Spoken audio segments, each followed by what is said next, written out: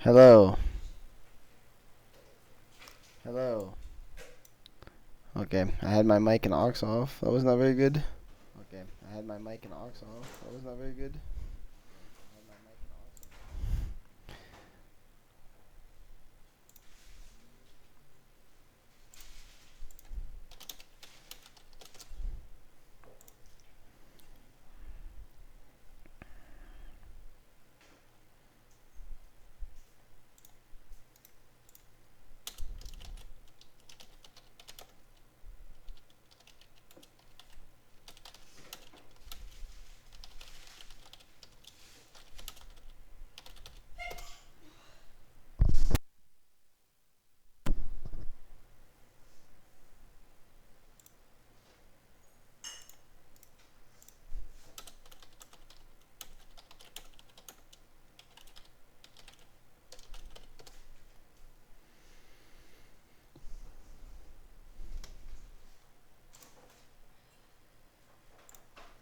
Alright, so let's get this draft open up. Sorry.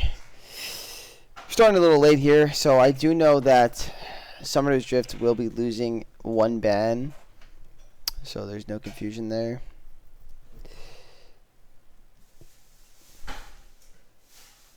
We're going to start off with a Zach ban on the side of Team Scorch, which is not surprising. One Punch Zach never gets Zach. Ever. That's just not allowed. It's illegal. Sorry, my friend. But I guess it draws a free ban at this point.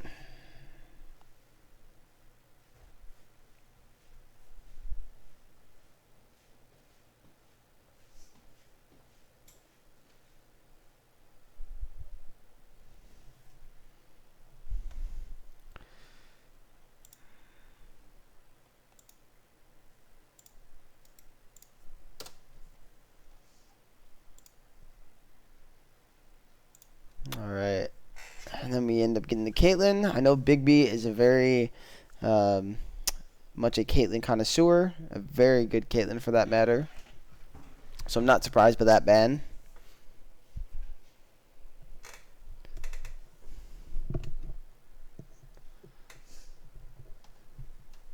And then a Nautilus ban. I guess they're losing two bans. I think that was the decision made. I'm clarifying. That's the case. Because the mid laner was late, so.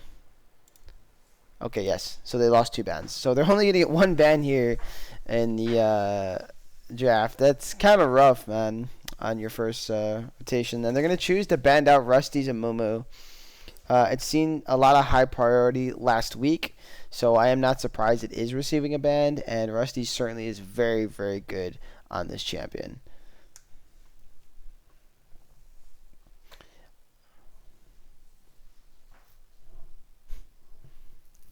So what is Scorch going to start out here with first pick?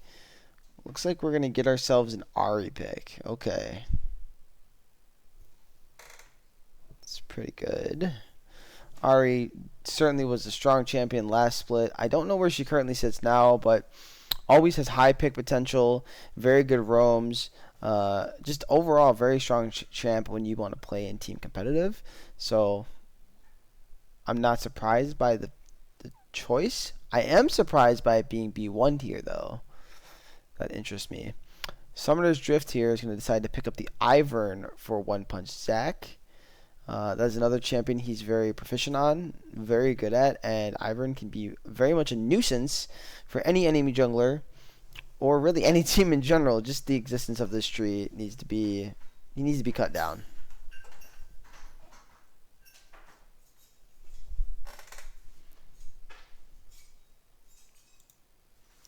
And I just want to make sure, is the volume good, by the way? Am I too loud, too low, any of that?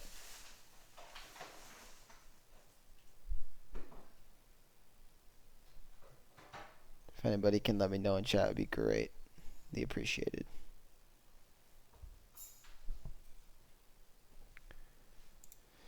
But meanwhile, we do see a Silas pickup here from the side of Summer's Drift.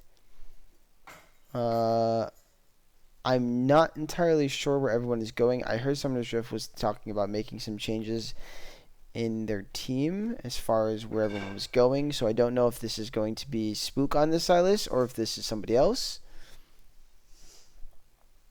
And then we're going to see a Xin Zhao. Yes, Soup. They lost 2 bands. Xin Zhao and a Jinx. Okay. They lost 2 bands because... okay, thank you. Because Spook on the side of Summoner's Drift was nearly 30 minutes late. So 2 band loss due to that. Unfortunate. It happens. Work, you know. And then we're going to get a Kog'Maw. All right. Well, with the Ivern, I already like the Kog'Maw pick, right? It's going to be, at this point, up to Summoner's Rift to get something that's going to protect this Kog'Maw along with this Ivern. They could theoretically go for maybe a little bit more of an engage, but I think here disengage would be best. As Xin Zhao and Ahri are going to be wanting to try to jump on this Kog'Maw and one-shot him. Looking at this draft so far. So I wouldn't be surprised if... Yep, and there it is. I was literally about to say Leona, and she's banned. And then on the side of Scorch, that's a great ban. Get rid of the Lulu. Don't allow the Kog'Maw to have a free enchanter support like that. Very broken. And as you see, we are seeing a high emphasis on bot lanes. We've been seeing that pretty consistently. Bot lane and jungle more than ever. This split, at least the beginning of this split, has been the big thing with a lot of first set of round draft picks going into mid lane and top lane, which we're not used to seeing. And we're going to get a Zillion ban on the side of Summer's Drift and then a Milio ban.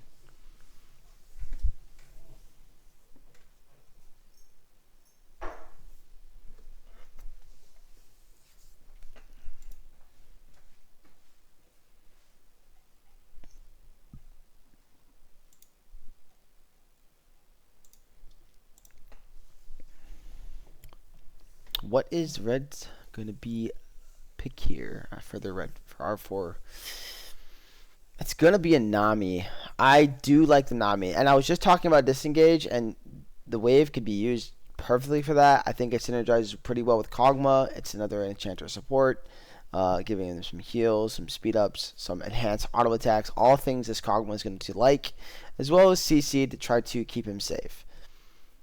Scorch looks like they're going to try to match that here. I don't think that's a bad decision either. But when you have the Xin Zhao and you have the Ahri, it feels like you should want to get, engage more into this to try to kill this Kog'Maw as quick as possible, because that's the comp you chose to build already. So as I'm saying that, it looks like that's what they're going to do. Maybe Malphite, maybe Orin. Those would be kind of perfect. Long range engage. It makes it so its team can be a little safer, and they're not getting shredded by Kog'Maw right away. And that does look like what they're going to lock in here. So we're gonna round out that comp with the Orin Soraka. Try to keep that front line healthy as they're diving in. But it's going to be all in this Soraka's positioning. Be very key. Because Kog'Maw, about 3 items, is going to absolutely just shred Scorch.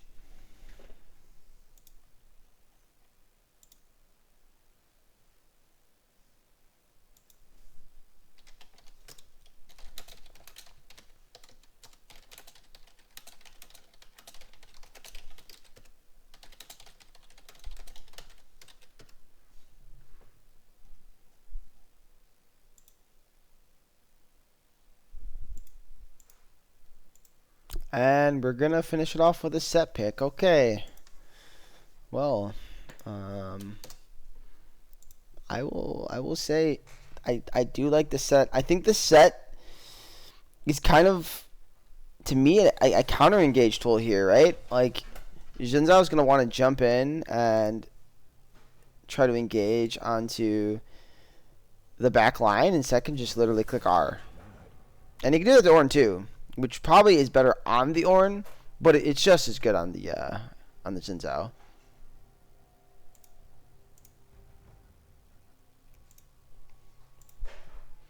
So we're going to be getting into this series now. Pretty excited to get some games going. I'm just really happy that we're not getting any free wins getting over, because I hate when that happens.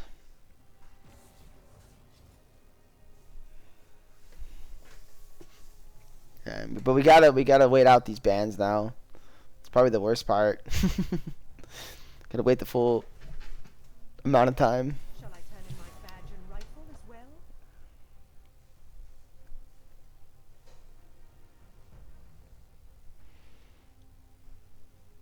Soup, how's your day, brother? Is it going good, by the way?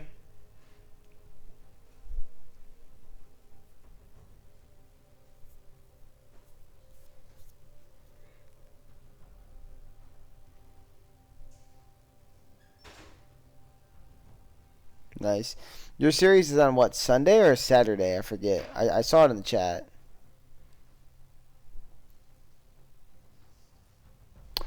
I'm doing good, man. I came home, mowed the grass, did some cleaning up around the house, sitting down doing this, hoping this series honestly goes pretty quick so I can chill out with my lovely wife and then get some rest and get to my weekend.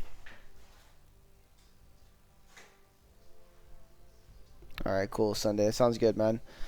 We should have some more casters available. Hopefully, I don't have to cast every darn series anymore. Like last week, that was rough. So we did get some help today. We have CLT and a new individual. His name is Rue, that has joined to help out a little bit. He was co-casting with CLT, which was I forget, MTE versus Load the Cannons. They're doing that over on our YouTube right now. So if anybody wants to watch that series, I think they finished the game 1. I must not fall. Yeah, man, it happens, bro. I'm never mad when that's the case. It just makes it harder for planning for myself. You know, trying to make time for everything. Because I want to keep my keep time for my personal life too. So hopefully, if we get a team assembled, like I said, we should be good. And I think we are starting to see that. We're seeing some people come around that are interested in helping us out, and that's the biggest thing. Where I can just hit somebody up and say, "Hey, are you available?" And they're like, "Yeah," and throw them in instead. So I would love to do something like along the lines of like maybe have 3 teams of 2, and then like everybody do 2 games or 2 series a week. That'd be like perfect scenario.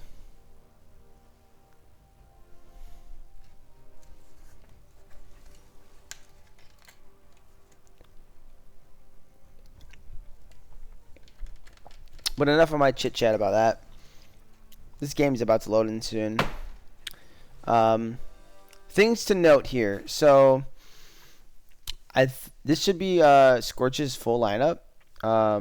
Lionel Johnson is no longer on the team. I have been informed. So this new gentleman here on the Orin Ares will be the new top laner for Scorch. So we're going to get to see how he does today. And then on the side of Summoner's Drift, my friend Joe is filling in at support due to Miguel Bloomberg, aka what is his darn name in League? I forget. He's out for the series today due to, I think, some personal stuff. So they had to get a sub. It's bothering me. I can't think of his in-game name. He's changed it too many times on me. I can't keep track. You know, people just gotta be like just like me. I've been Hairwiz now for 10 years. Wait, no longer than that. It's been 11 years now. Never changed it, not once. I thought about it, but it just feels like that's who I am. So I'm gonna stick to it.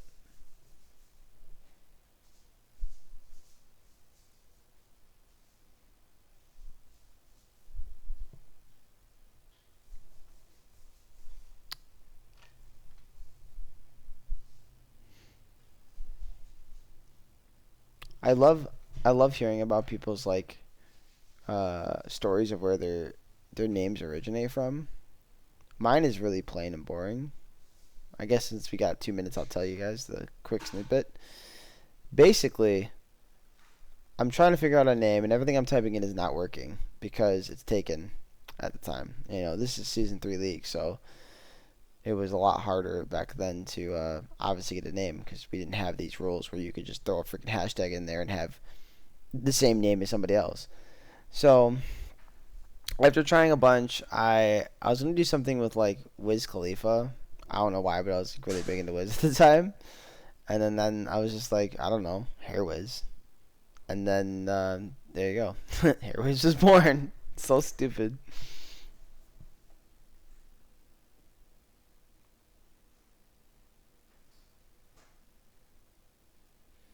See, that's pretty cool actually. That origin story of your name, I like that. It has like a neat little backstory of just like basically somebody, you know, giving you a nickname and then the nickname being like telephone and you hearing something totally different and then thus soup was born. So I like that a lot. That's a cool backstory, bro. If there's anybody else in chat that'd like to give the story of how they got their name, love to hear it. Anytime during the stream you want to tell me. Doesn't have to be right now.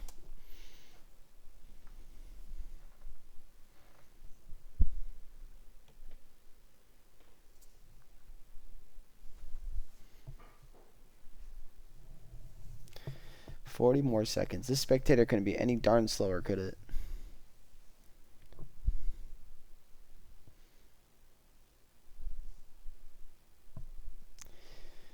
Let me tell you, these solo casts sometimes you're just chilling,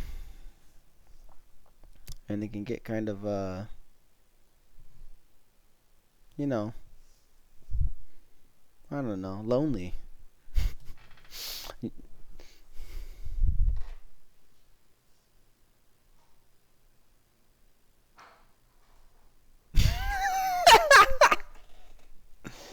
Nah, that's crazy, Stanley. What the hell, man? That's insane.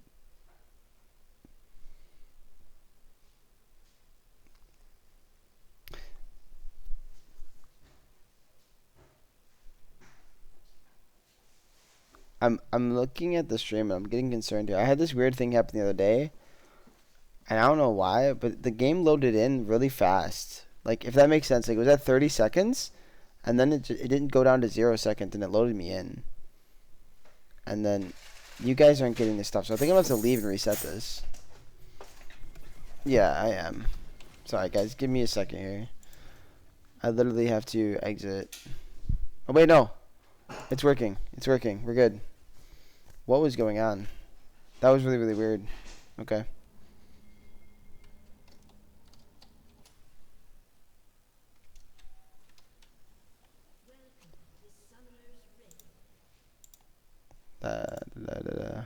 I guess we are good.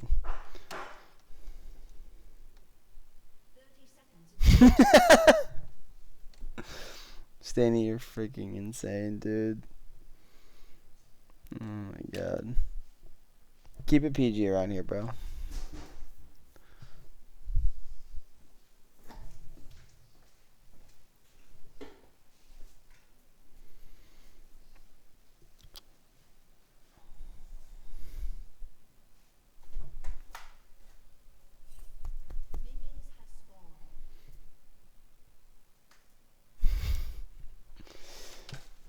Alright, so looking at everything across the board, we're looking, I think, relatively standard. I'm not seeing anything crazy. Yeah, it all looks pretty normal. Just want to make sure nothing goofy going on with item starts or runes.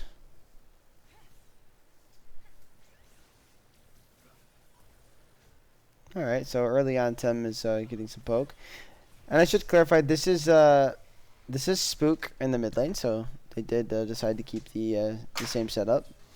Havoc is just destroying this guy. He's getting very low. This Aura needs to walk away. No, luckily, he does have his jungler in the wings if he needs to call him up.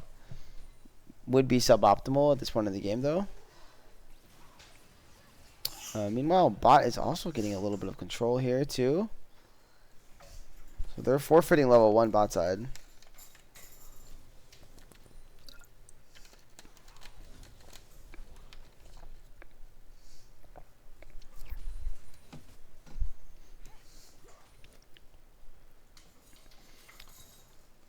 Pings are going on to the Raptors here. So I wonder if they know. I don't see a ward, but maybe just an Inklink. Oh, really nice charm there by Tem.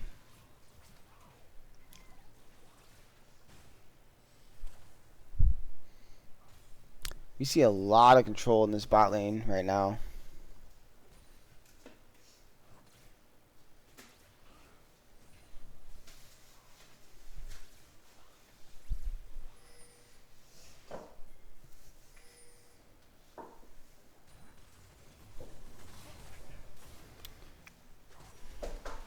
Oh, really nice bubble there by Joe. And they have a lot of command down here on the side of Summoner's Rift bot lane. Oh, but Rusty Crow coming in here for a gank. We're going to see the Ghost by Big B. We're going to see a flash by the Fish. Will that be enough? Rusty's getting pretty low, though. Now Boomster's going to flash in. Will get the pass off. Will be able to drop. Oh, wait, one more auto. He will get the kill. Turn on Calico. Can he go 2 for 2? No, double barrier. Wow. Okay. So we should point that out. Yeah, I did not see that Soraka also had barrier. So it's double barrier bot lane. That means there's going to be no sums besides the Soraka flash up for the next about 5 minutes or so. That's crazy. Oh, we did see Joe also burn both of his sums. So no flash or heal for this Nami. And a slightly early gold lead for the side of Scorch. Really nice gank there by Rusty. Punishing this Nami and Kog'Maw for just not getting the minions on a turret quick enough.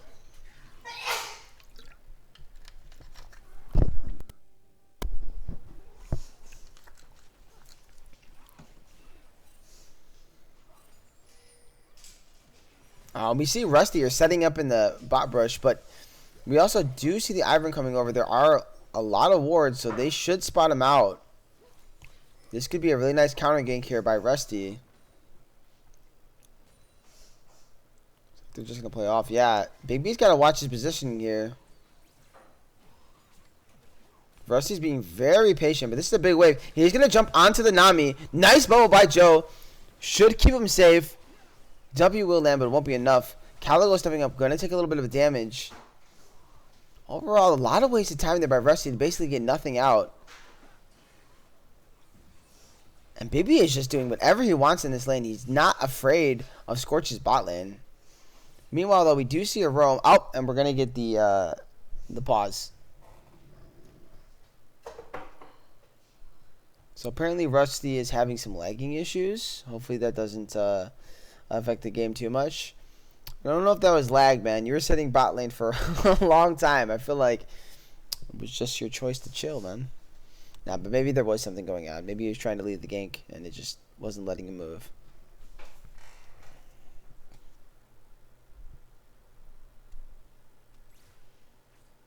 Alright, so we're back in here. So yeah, we do see Tem on the roam. The charm will land onto Zac. It's got a buffer here for a second.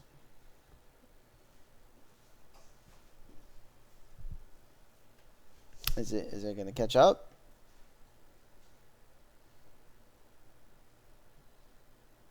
I hope so. Pauses be really messing this stuff up. But I don't want to go. I guess I could. No, there it goes. Just had to move the mouse, guys. I had to move the mouse.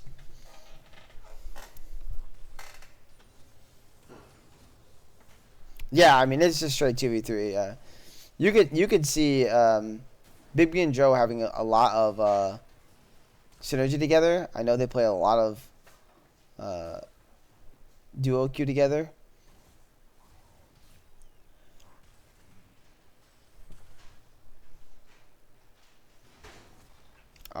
Serve is gonna miss that E. He is pretty low. I think from his HP, he can be taken down. Meanwhile, on the other side of the map, with all that bot pressure, regardless of the kills that Scorch got, 1 point Zac and Summoner's Drift are going to be able to pick up this early Drake. Looks like that will be traded for Grubs, and Havoc's going to do the smart thing, knowing that that's the case. Oh, never mind. As I say that, he's going to Think about making a play. This could be risky with the Zinzar around. That should be a solo kill for Havoc. Obliterating this Ornn. Very nice play. Just sit in the bush. Get some kills. Now, he's going to go for a plate. This might be a little greedy. He should get it. But it looks like Rusty's just going to commit to getting these grubs. And leave that set alone.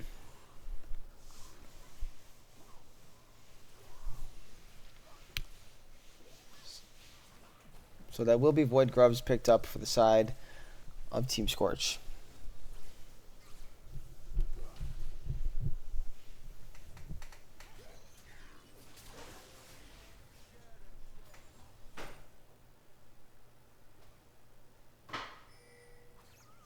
Oh, really nice route onto Tem.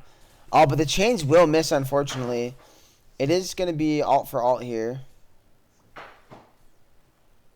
So the Ahri isn't going to have ult, so there will be no pressure really in this mid lane anymore. And Spook should be pretty safe to do what he wants.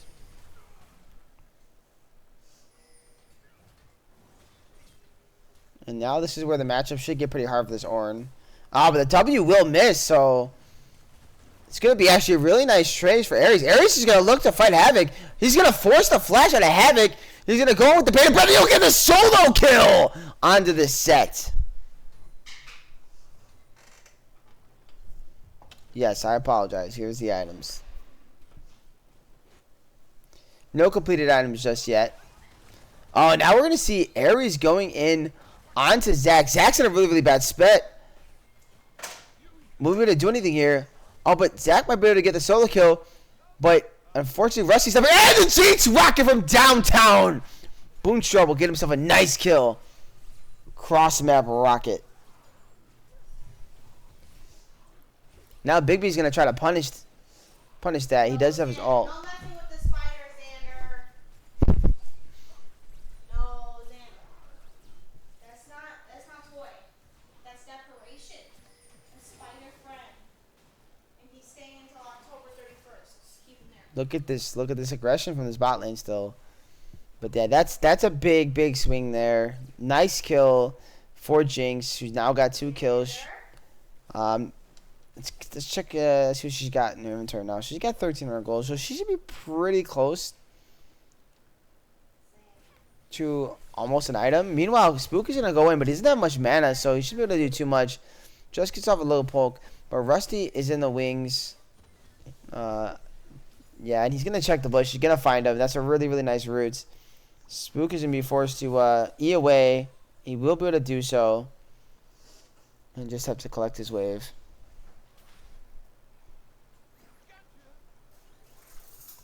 Oh, now Rusty, they're just going to go in onto this Ivern, and his Ivern will be taken down. The shield will not matter, and Rusty will pick him up himself a kill.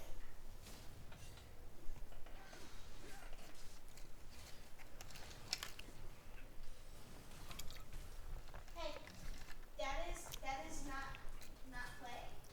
That's not play. No play. That's decoration. This time, the W will land. And this set will do a meaningful amount of damage. Can I put this somewhere?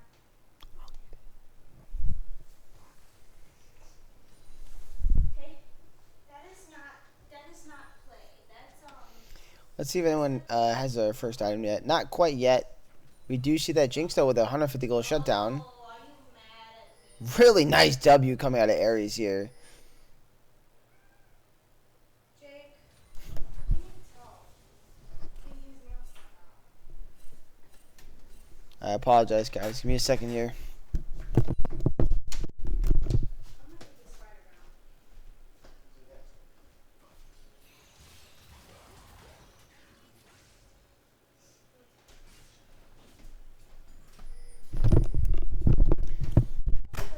Alright, I'm back.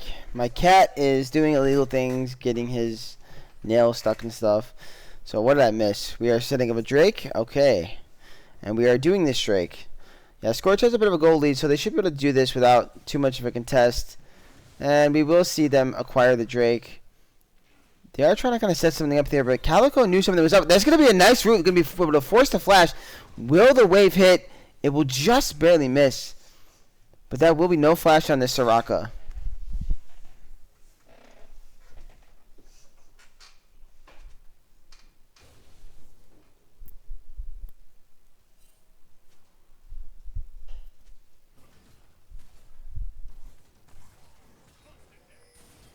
Really nice trades here at top side. These two are really going at it. I always love a good top lane brawl. We do see a bit of a CS difference, though, in the top lane. It's about 20 CS. As well as a decent CS difference in the mid. That's also resulting in about 30 CS. Really nice bubble onto the Soraka. Zach is trying to get away with this, but he's just going to get jumped on by everybody and be taken down by Rusty again for another kill onto Ivern.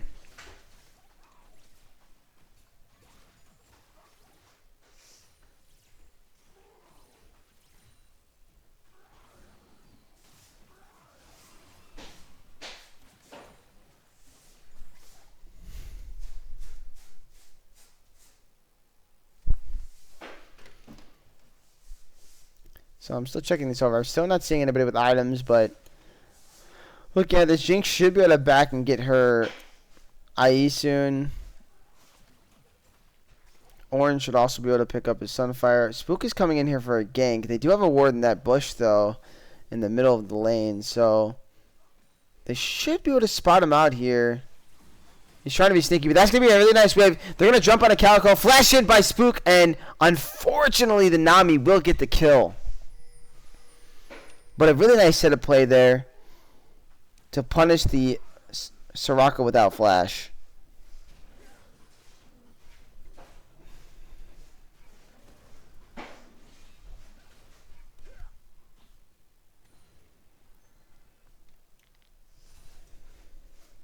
So Set did come back with his Stride Breaker. That'll be the first major completed item here.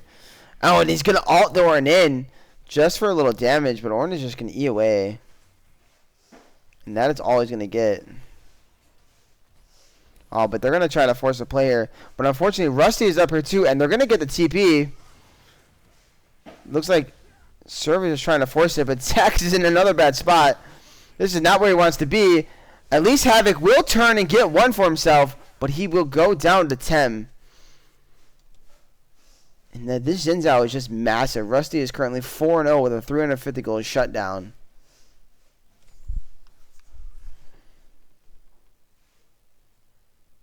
It looks like he's turning onto that Herald just to get more gold for his team.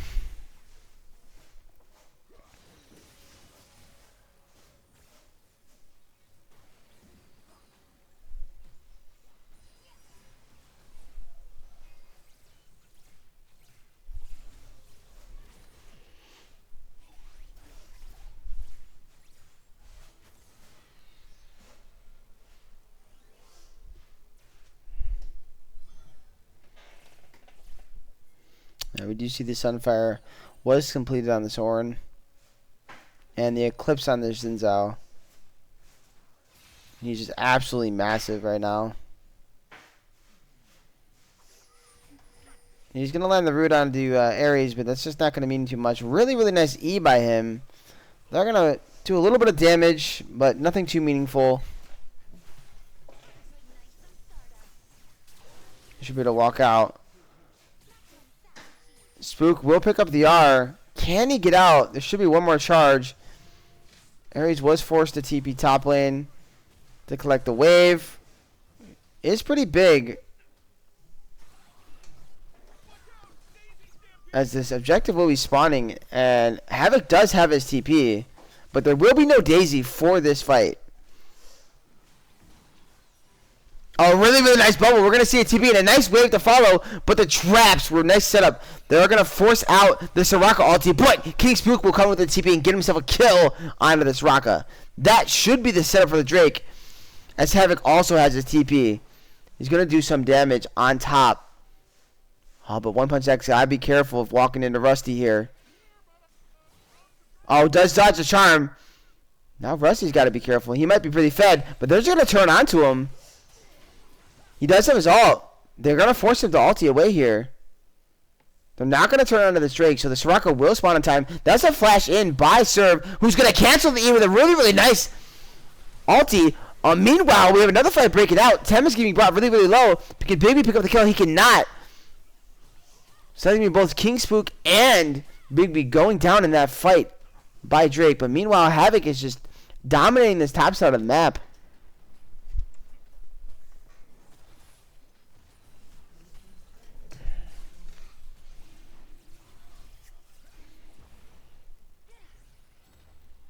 And the Herald will be dropped and will acquire the mid lane turret as well. So that's going to be an Infernal Drake going over to Scorch, a mid lane turret, and 2 kills for a trade of 1 kill and a turret. Very much a net positive for the side of Team Scorch. And there's that Jinx IE plus a Zeal and double dagger coming back onto the map. She's very strong. But so is this Cog working on what I believe will be his Gunsou's Rage Blade next.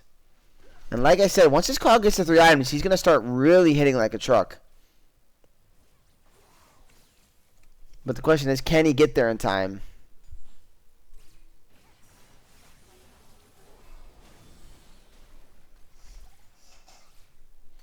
Serve's not in the best of spots. But he is pretty strong. I don't know if Rusty wants this.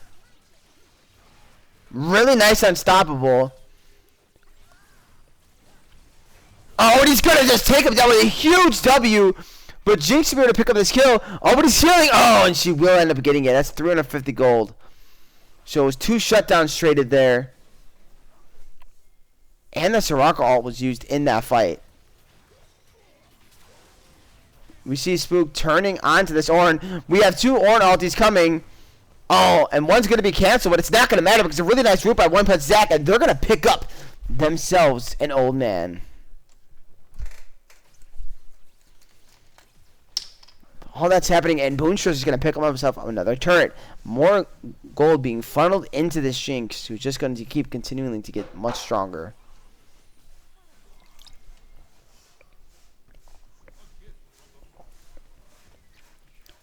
Let's see if they're able to take this turret. They don't have grubs, so they're going to take the turret pretty slow, and unfortunately Daisy's just not enough to tank.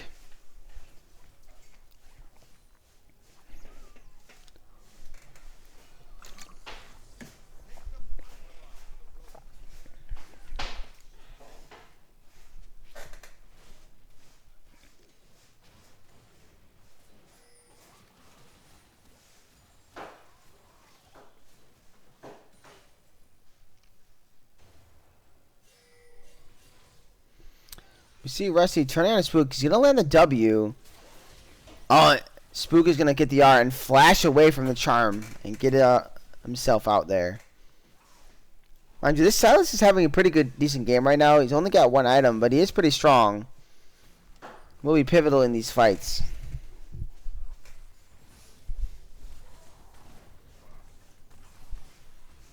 Oh, we're seeing a TP. This is pretty aggressive. Are they going to try to force a dive? Looks like that's what they're going to do. Havoc's going to drop a really big R, but unfortunately that will not be enough to get the kill. So TPs will be used on both mid laners. Kind of feel like they're trying to force the turret take here. Get some more of this standing gold on the map.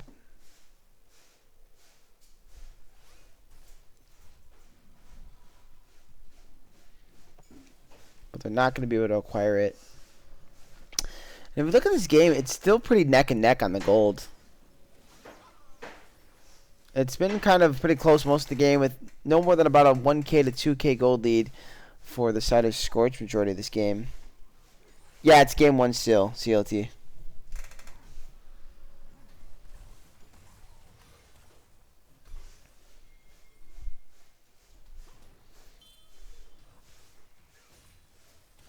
Oh man, Havoc is in a really bad spot. He does not have his ult. Still down for a bit. But One Punch Zac is here. Really nice W coming out of Havoc with a really nice setup. Jinx record will also miss. Now Rusty's in a bad spot. He's forced to flash away. But the Soraka's coming really, really nice. Nami wave is going to force Calico to also flash away from the play here. Really, really nice setup. Oh, no. Now Rusty's going to be rooted up here. That's not a spot Rusty wants to be. One more auto attack. Really, really nice bubble. He's going to be rooted up. Daisy should be able to pick up this kill. But he's diving back in. And it will not be enough as One Punch Zach will get his revenge on the Zinzao who's been punishing him all game. Meanwhile, we're just going to have more fights as Big B is just going to be absolutely blown up by Boonstra and Tem.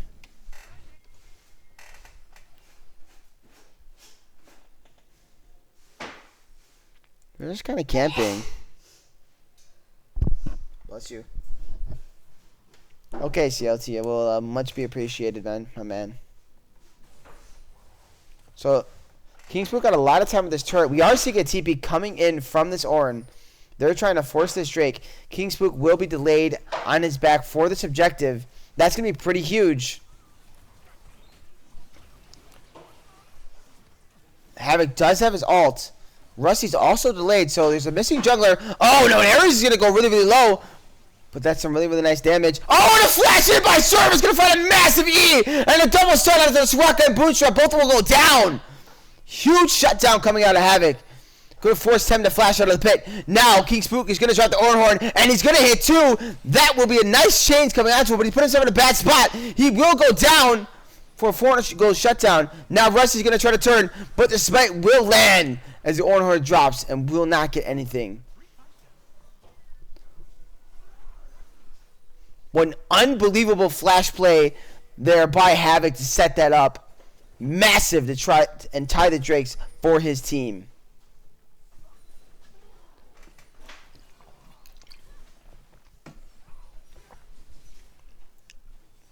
Rusty's just going to jump in on top of this fish. But Big B is just going to face tank. Rocket will land. That's actually pretty huge.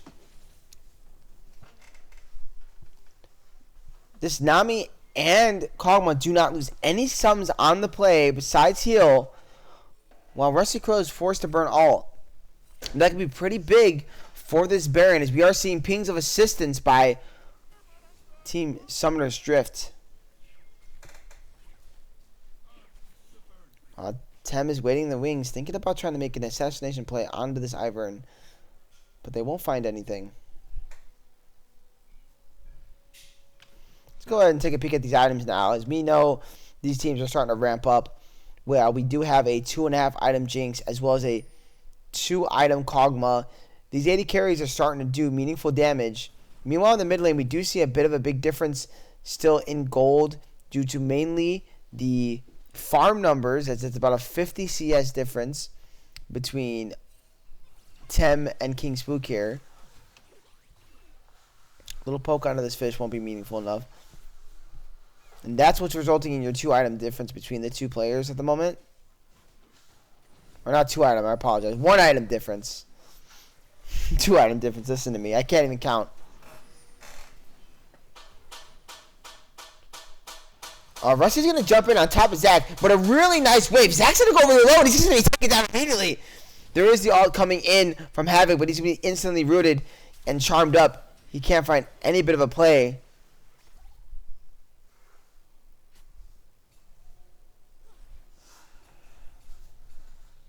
Really good on the side of Team Scorch to get out Havoc's TP. That means he will not have it. And we'll probably have to play towards topside now.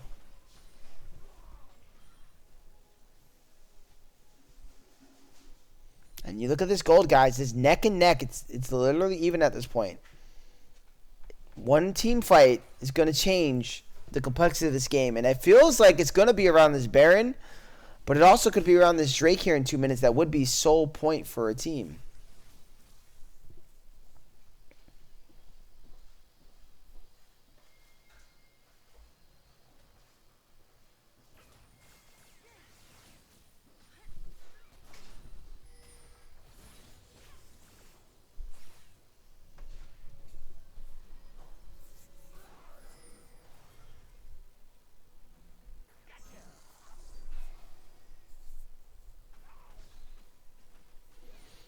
Oh, Joe's walking towards that bush. He's going to be jumped on by Rusty, and he's going to be taken down. Wait! He does flash away, but Jinx Rocker will land.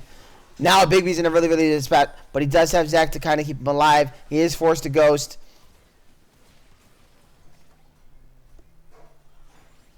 That's not a spot you want to set.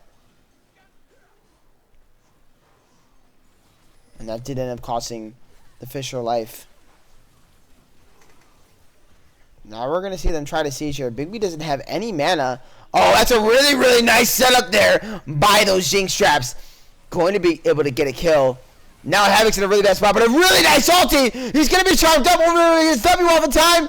It will come up, but it's not going to matter. He's going to be taken down, but it will be a trade kill onto this Ornn. Next up on the shot line will be the Silence, and it will be a charm on top of the Ivern as well. That'll be a delayed ace, as now he does just spawn right after the kill onto this Ivern. But now there is no threat to stop them from doing Baron. Xin Zhao is still alive, so this should be a Baron going over to Scorch.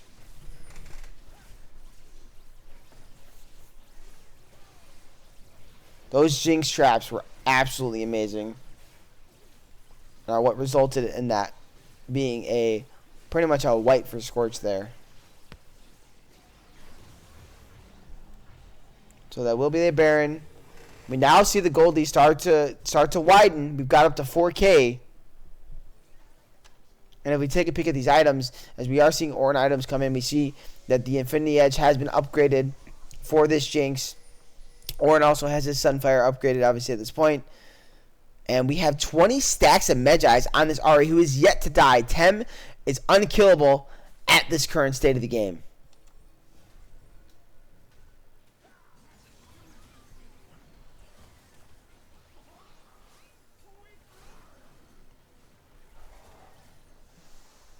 So we're going to see a big, big fight here. I will say it's still winnable for the side of Summoner's Rift, but it's got to be played very excellent. Ornn Horde's going to come down. Oh, and Havoc's going to put himself in a bad spot. He's going to go there, though. He will get a big W off, but he won't get the damage. Next up on the chopping block will be this Ornn. Havoc is just going to ult the Ornn. It's going to get him nothing. Really nice Daisy knockup, but it's not going to be enough as Jinx has been reset. They're chasing him down. Tem does have another power of his ulti, and he's going to flash charm in, but not be able to get anything. Can the Jinx do anything? No! This Cobweb's going to go down. Next up, the Zac will be taken down. One Punch will be eliminated from this game. All that's left standing now is Joe, and I don't think this fish will be able to do too much. Jinx is going to have herself some sushi.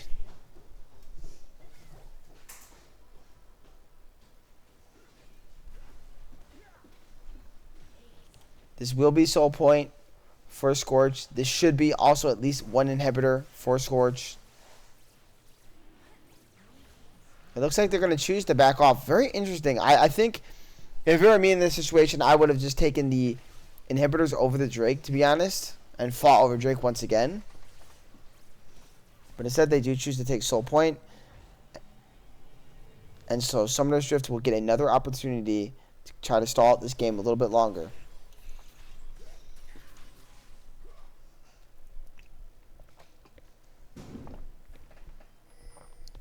We see this Jinx at 4 items. She is just massive at this point in the game. As well as a 3 item, nearly 4 item Ahri with 25 stacks now on her Medjais.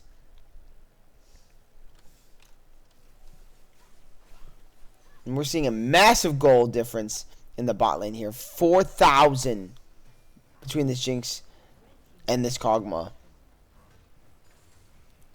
As well as a 5k gold lead between the junglers. King Spook trying to find a play, trying to trade. He's just going to go down to Rusty.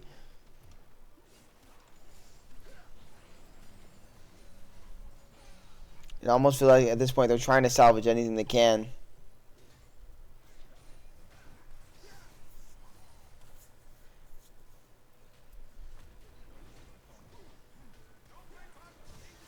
There's currently just the tanks up here.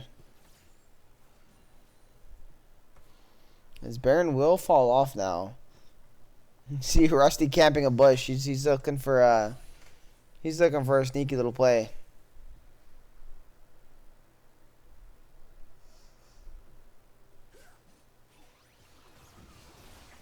Oh, really, really nice. Humongous R coming out of Havoc. Havoc will get a huge W on the down. Will go to Jinx. Completely eliminated there. Really, really nice play. Are they able to get anything more? It doesn't look like it, but the Jinx will go down. This is the fight they want. As the fish is going to flash in. Really nice W going on to Rusty. Rusty is very low. Ares in the bad spot. Force the flash away as long as Calico. Calico's going to try to run. Meanwhile, bot lane. This Ari jumping on top of the King Spook. And he will go down. This should be an inhibitor. At this point, this Silas cannot fight this Ari.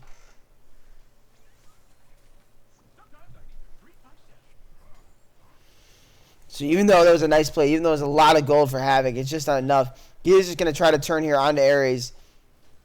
Trying to do everything he can. Really nice setup by Ares. Going to take down the handsome man himself.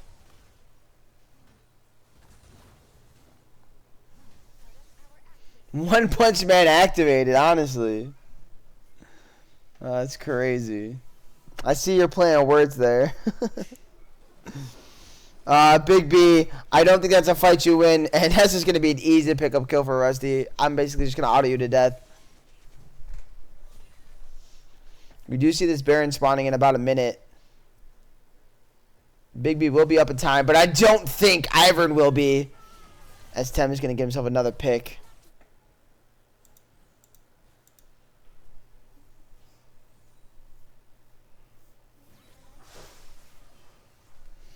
As we are seeing this game slowly and slowly, more and more fall out of the hands, as we are almost, well, we are actually at over a 10k gold lead now. This is not the place you want to be in. And look at this Jinx, nearly full build. Absolutely disgusting. This God one did reach his 3 items, but it feels like it's just a little bit too late.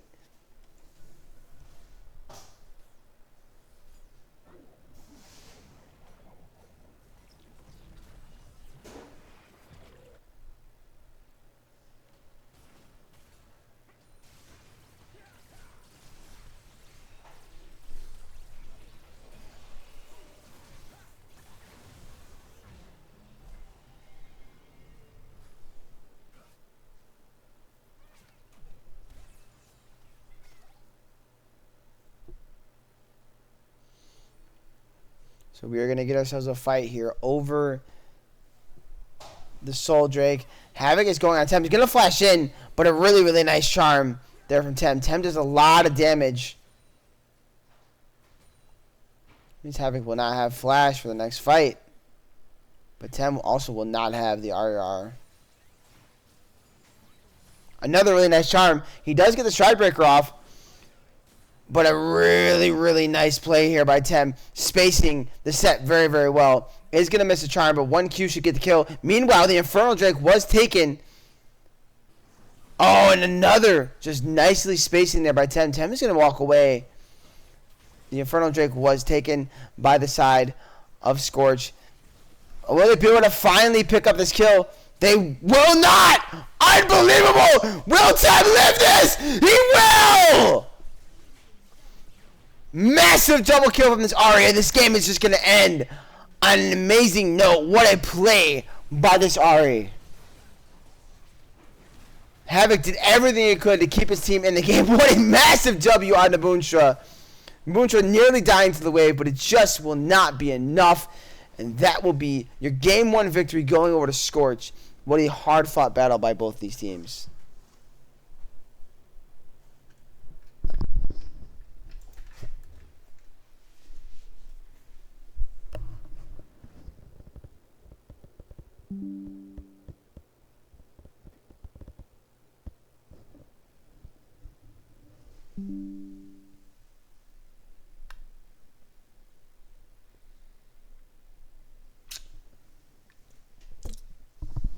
So that will be a 1-0 lead for the side of Team Scorch.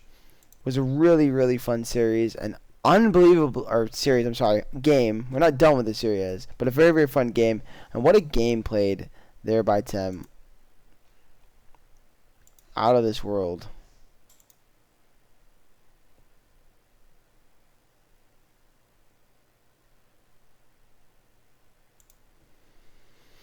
So now we'll just have to wait for the invite here. I'm glad you guys are having a blast watching the stream. I'm screaming over here too. That was just unbelievable play there at the end by Tem. The Soraka ulti came in so clutch. But yeah, we're just gonna have to wait here and see what's going on as these two teams try to get themselves together. I'm gonna see if I'm allowed to take a bathroom break. Let me message real quick here.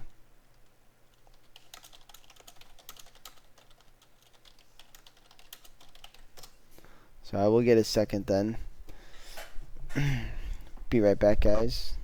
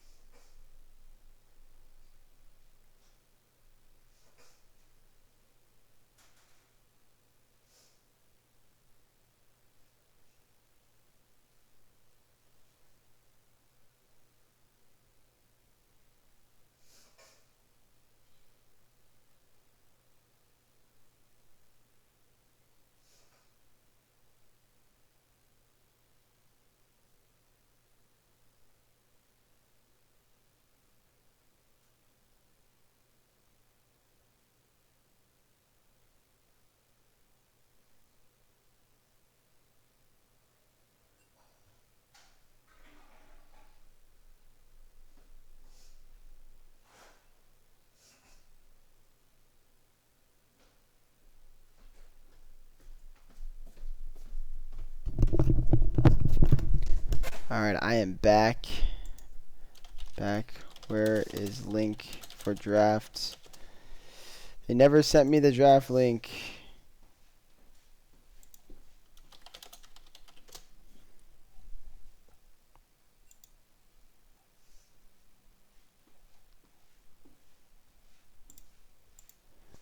Okay, I got it now.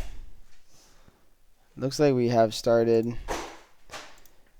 We shouldn't miss too much because we know we're not getting certain bans. Yeah, CLT, you can come join, man. Just announce yourself when you get in here. Yo, what up? Hey, what's up, man? Oh, you're kind of loud for some reason. Let me turn you down just a tiny bit. There we go. All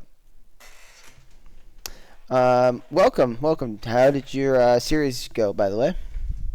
It was a bloodbath, both games. I believe the first game was like a 50+ kill game for 18 minutes. Insane. Whoa, that is actually insane. And then game 2, there was a spicy mid lane pick. I won't spoil. Okay. We're gonna watch that one. Yeah, go ahead and watch it then. I won't have you spoil who won the games either. But you are saying it was a 2-0. That it was, but Okay. not gonna spoil the winner or loser. So. Okay. So you guys will know that then. Once you watch game 1, you know what happens after that. But sure, it was a fun series. If it's a bloodbath, always love those. Over here, we're gonna get a Ari Hwei ban. So I guess they get one of their bans back. I guess. I don't know the rules sometimes. Even though mod, I know it sounds funny, but like, that's a thing. I don't remember that being a thing, but I mean, maybe they decided to give them a ban. I'm not sure. Nonetheless, that's what we're seeing. The Ari Hwei are taken off the board, so they are targeting Tem. And as you should after that Ari performance, it was unbelievable. So this time around, Rusty will get his Amumu. We're going to see how that does. It is very high pick champion, as I said before. And I think he's got like an 80% win rate or something. It's a very high win rate in the league right now.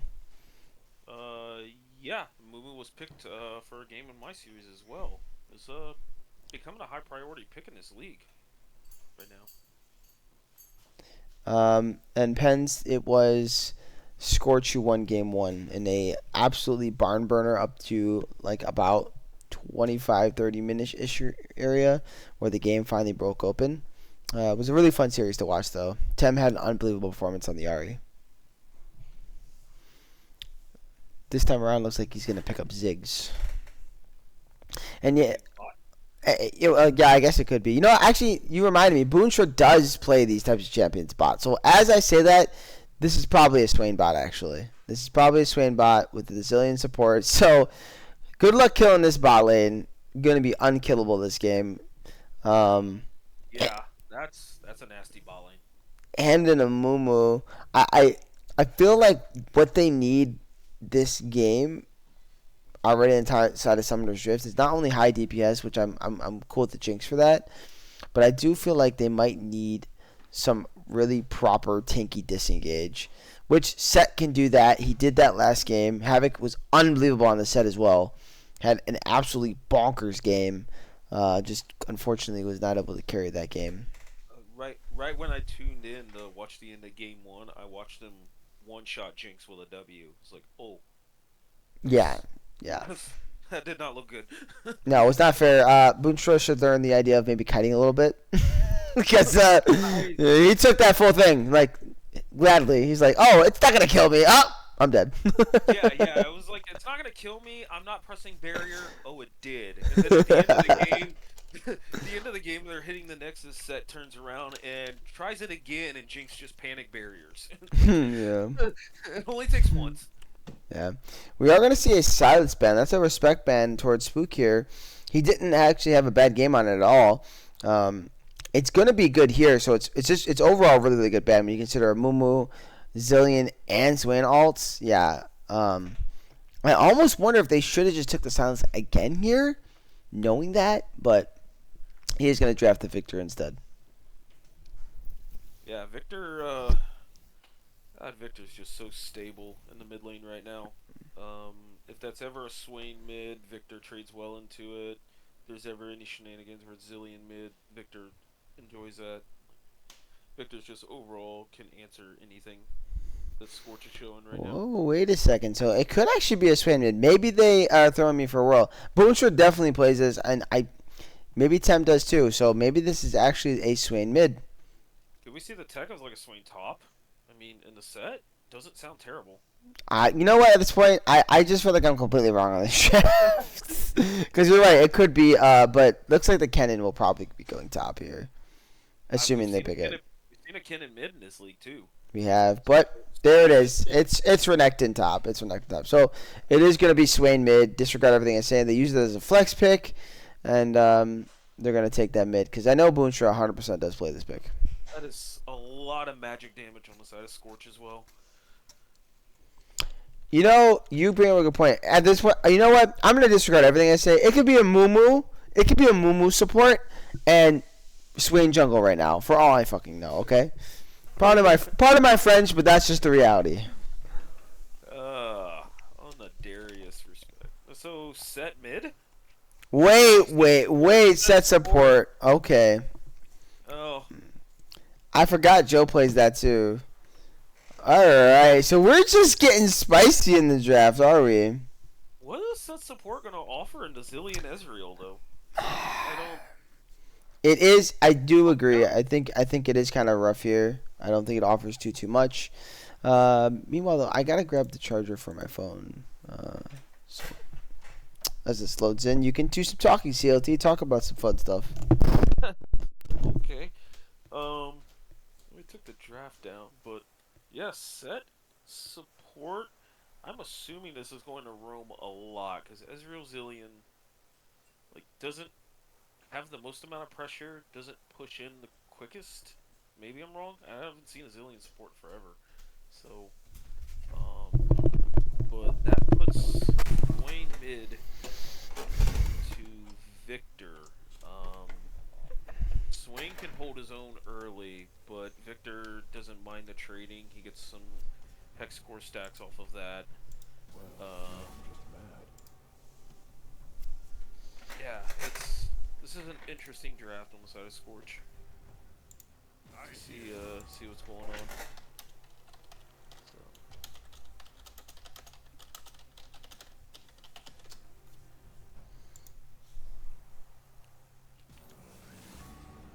You don't have to be afraid of me. Oh yeah, I'll stream for you. I apologize. Yeah, it does. There's the delay on stream. Let me do that for you, man. No, it's all good. Shall I turn I in didn't my want to badge and rifle as well? interrupt you. Arts can shed light on our fears. There you go, buddy. Nah, it's all good. Just turn there's the hair. We'll start to see where some of these champions are gonna go. I assume it's just Swain mid, Zillion support, and then, like you mentioned, support on the other side. Ezreal mid? All right, I don't even know what's happening anymore. It's Ezreal. It is a Swain Zillion bot lane into set. Okay. Apparently your audio is pretty low. Hold on, guys. I feel like I don't normally have this issue, so I don't know why. Eh. Let me turn you up here. Start talking now. Yo, just a little bit better. Is that better, guys? Can you hear him better now? To fear. You can't cage me from Testing 1 2 1 2.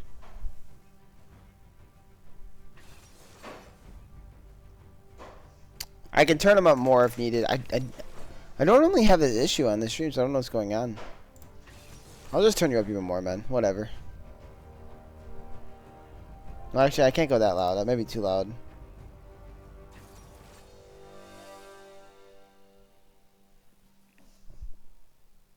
Okay, it's better.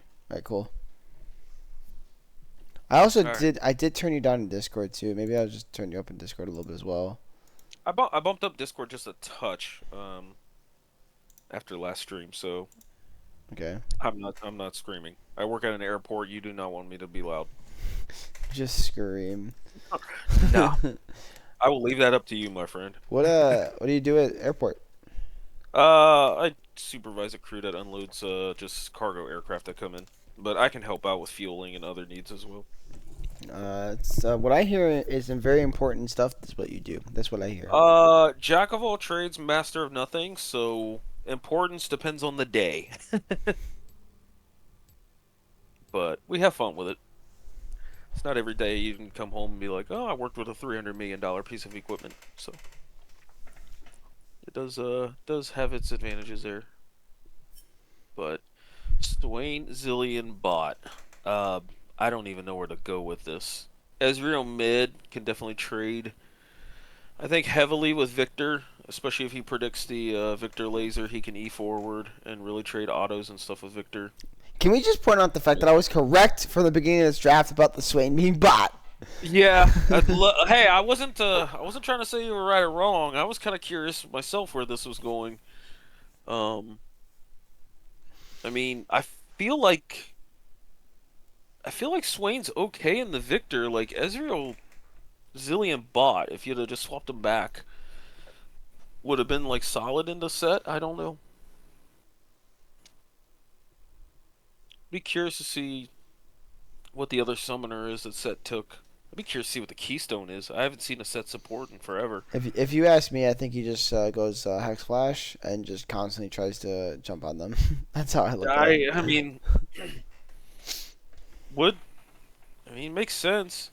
I like the theory behind the set. I mean, when one of those hard engages, like Swain, Renekton, Amumu, he just pelts them back into their team and creates space that way. Yeah.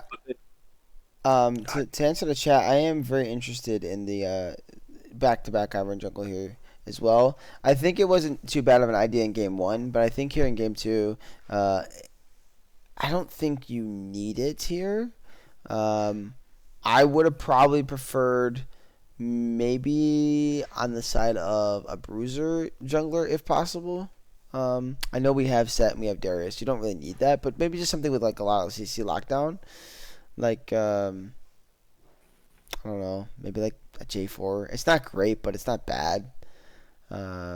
But certainly not Ivern. Maybe you go something along the lines of an AP jungler as well. That's like real AP, um, Lilia type pick. But Brand could have had yeah, value here. Like they yeah, do have engage and enough melees here that Brand brings a little bit of value instead of the Ivern.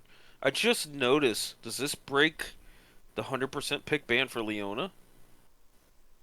Like Leona was just completely ignored this draft. yeah. She was left out of this draft, which is very interesting to me. Speaking of that, did you get Leona in your Yeah, your both stuff? games. Oh, okay, cool. So, Yep. so God darn it, Scorch and Summoner's Drift, you finally killed the 100% presence. I actually don't even understand why she wasn't picked here. She's left wide open for either team to pick up, and nobody takes Leona here. That's crazy. I mean, I can understand the theme between like Zilly and Swain, why Leona doesn't slot in there, but Leona instead of Set just I think makes a little more sense, but I don't know. I'm I think Leona here is perfect. Actually, Leona would have been great into that bot lane. What do you mean? The uh the Swain is very susceptible to early dive. Like he's very weak early. It's when you want to punish him. yeah. Yeah, but I feel like Swain still just farms ease off Leona. The worst like Set going forward might be able to punish a little bit. I don't know. I'm not a real expert in the bot lane, but and that is a glacial on Set. Okay. Interesting. So he's gonna be pretty squishy. But we have to look at they don't have a lot of bursts. Like it's really a lot of sustained damage. Um, with the exception of Renekton, uh, and maybe like Ezra are. I don't think they're a very bursty comp. So No. I think Glacial Alchemy is fine. No TPs out of the top laner. They want to brawl. In fact, the only TPs in this game are between this Oh, they Ezreal and missed the Victor. ward. GG. Oh, That's what you say at that one. GG, man. yeah. My dang Ezreal doesn't know how to auto. This is a classic case of I got it, I don't got it. Yeah. Nope. This top lane could be interesting. I'm pretty sure the top lane is Darius favored. So Yeah, but it's just something about the Croc. Croc's just so good. I mean, not what I've seen at Croc recently. As far as in the league, I don't think it's had much success. Eh.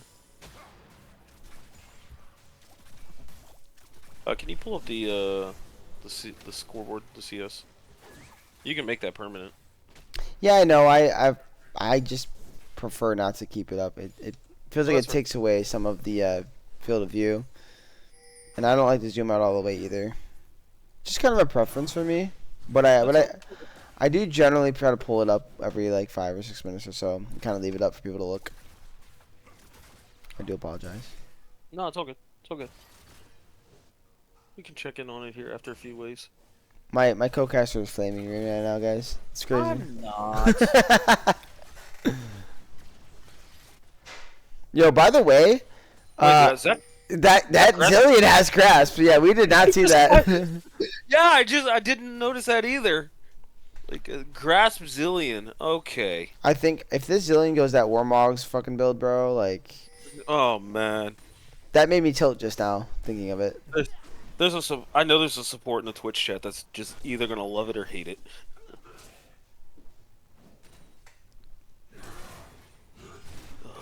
As a guy who's dabbled in much support over his career, I do not love it. Close on that apprehend, but not able to get him there. Oh, they are gonna jump on a big B. That's a nice double stun into a really nice root. That was a great trade. Definitely looks like they might have played this lane a few times. That kind of coordination. Oh. Oh, really nice flash in there by Havoc. Does he have his E up? He does. And that should be a first blood going over to this Darius. That was well played by Havoc. Yeah. If I recall correctly, Calico is a Zillion, like, more or less one trick, so very good Zillion player. Whoa! Nice W there, buddy. I don't know if what that W was for there, but Zach coming in. Can he predict it? No, he cannot. You got a Moo waiting on a brush here for the pushback. Oh yeah, I can see this set already. It's not gonna be very fun for him. This will be interesting. See if they got enough damage to one shot. Oh no! Big B's gonna walk Oh, into no. that push, put himself in a really bad spot. They will Oh. take Rusty pretty low. If that W landed by Big B, that might have been enough to kill. But Rusty will walk out with his life and burn both Flash and Ignite.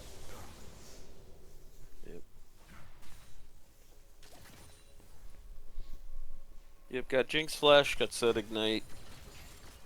So, Jinx still sitting on barrier.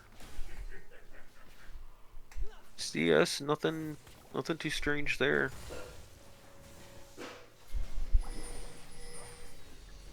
Imagine trying to play the game if you're set, man.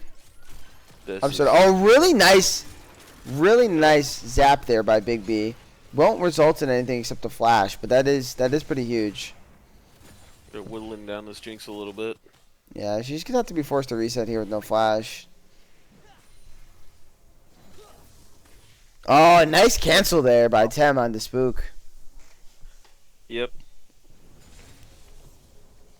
Should result in forcing out his TP here, as we have seen Tem already TP in, so there are gonna be a little offset on those timers. Oh, nice ult. Yep. Gets value out of first strike as well. Well, there's a little mid-maxing there from mid lane. Let's see. Havoc going in the trade. Both top laners Oh. got level 6. Oh, nice apprehend. Yes, very good. A little bit of poke damage. Oh, Tem this has Tem real is gonna 1-4. go in, but we see Oh. Joe on the roam. This should be a kill. Tem is in a really bad spot, and they will get the kill. Spook will get it for himself. Rusty is not in a good spot himself here. Do they have any more CC? Doesn't look like they do. What a nice roam by Joe. Yeah. Yep, as we kind of mentioned that the set is just going to be all over this map now. I think that's what he has to do to kind of turn the tides of this game. Agreed. And the other thing is I don't think Zillion Swain will be able to put enough pressure to like stop Jinx from farming bot side. I mean, she's going to drop a little bit of CS, but not as much.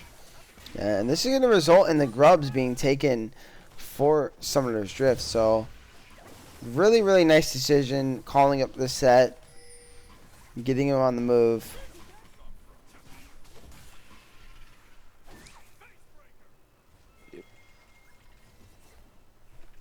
And with this reset here, he should be able to get back in time before the wave crashes bot lane. So he shouldn't miss too much on XP either. Yep. And looks like the other team's looking to set up for drag here.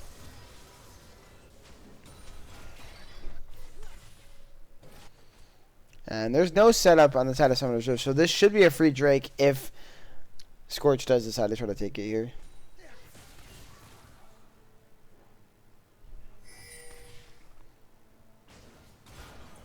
Faded Ashes first on Victor. He's trying to make sure he's out from under his turret. Ninja Tabby's top side. His matchup will definitely be a little more Darius favored right now.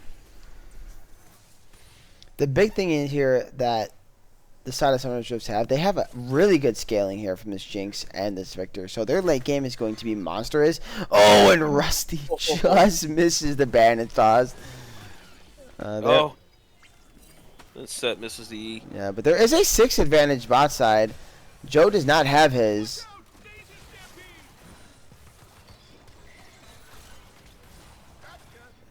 So, and then Daisy's going to be kind of just wasted there, it feels like. Didn't get much value out of the extra little minion that she is. Victor's starting to push back a little bit and poke this Ezreal down.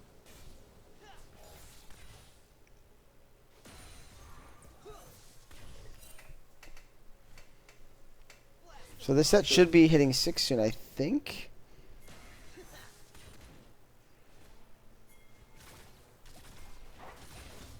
Yes, he will. Almost got Calico in a bad spot. This, this,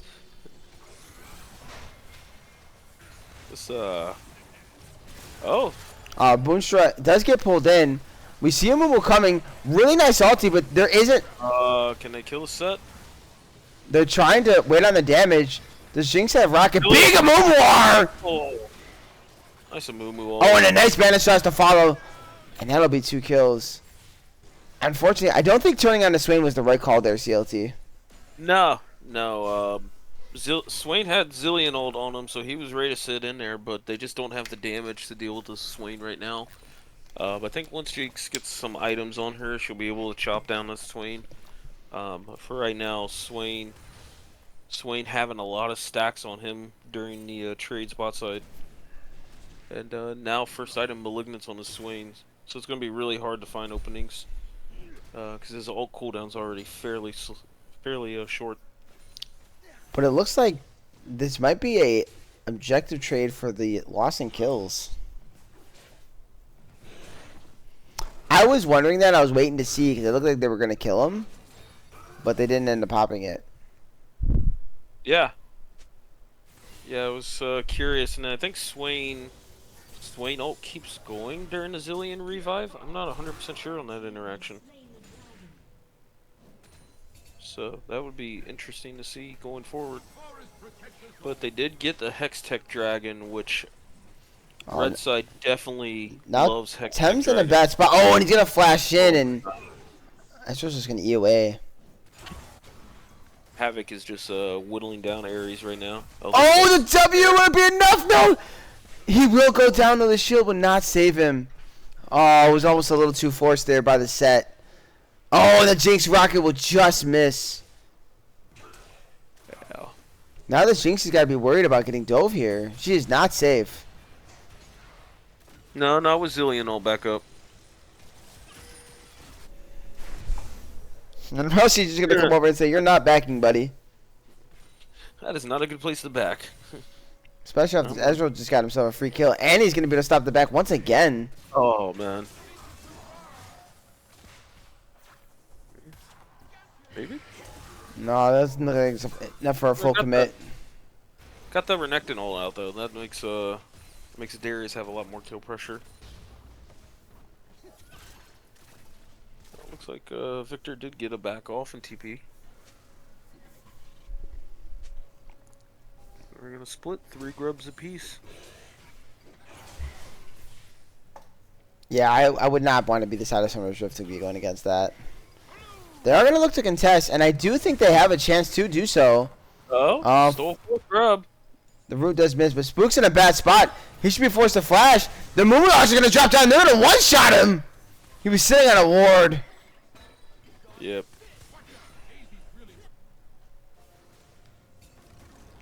The big important thing is Victor died for that 4th grub, which could turn the tides on a late game push. Actually, I don't think they got it. Did they? Oh yeah, they did. Right? Yeah. That's Grubby's there on the top. Okay, yeah. Yep. Ivern came in and smited that 4th grub away, and actually there's another one still sitting in the pit. So. And they're still just about a 1K gold lead for the time of Scorch. So they're certainly still in this game, but these types of plays, these small little plays and small little advantages that the side of Scorch are getting are going to be massive here as we move closer and closer to mid game. Yep, got Blackfire Torch completed on Victor. That's really big. Yeah, this Victor will be hurting in these early fights here. Mm-hmm. With that Drake spawning in about 2 minutes, it will be a Chemtech Drake.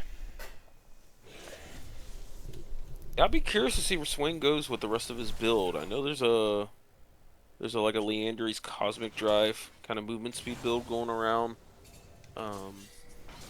But there's also like tankier builds. So I'd be curious to see what he starts to go into since he's the only AP damage on his team.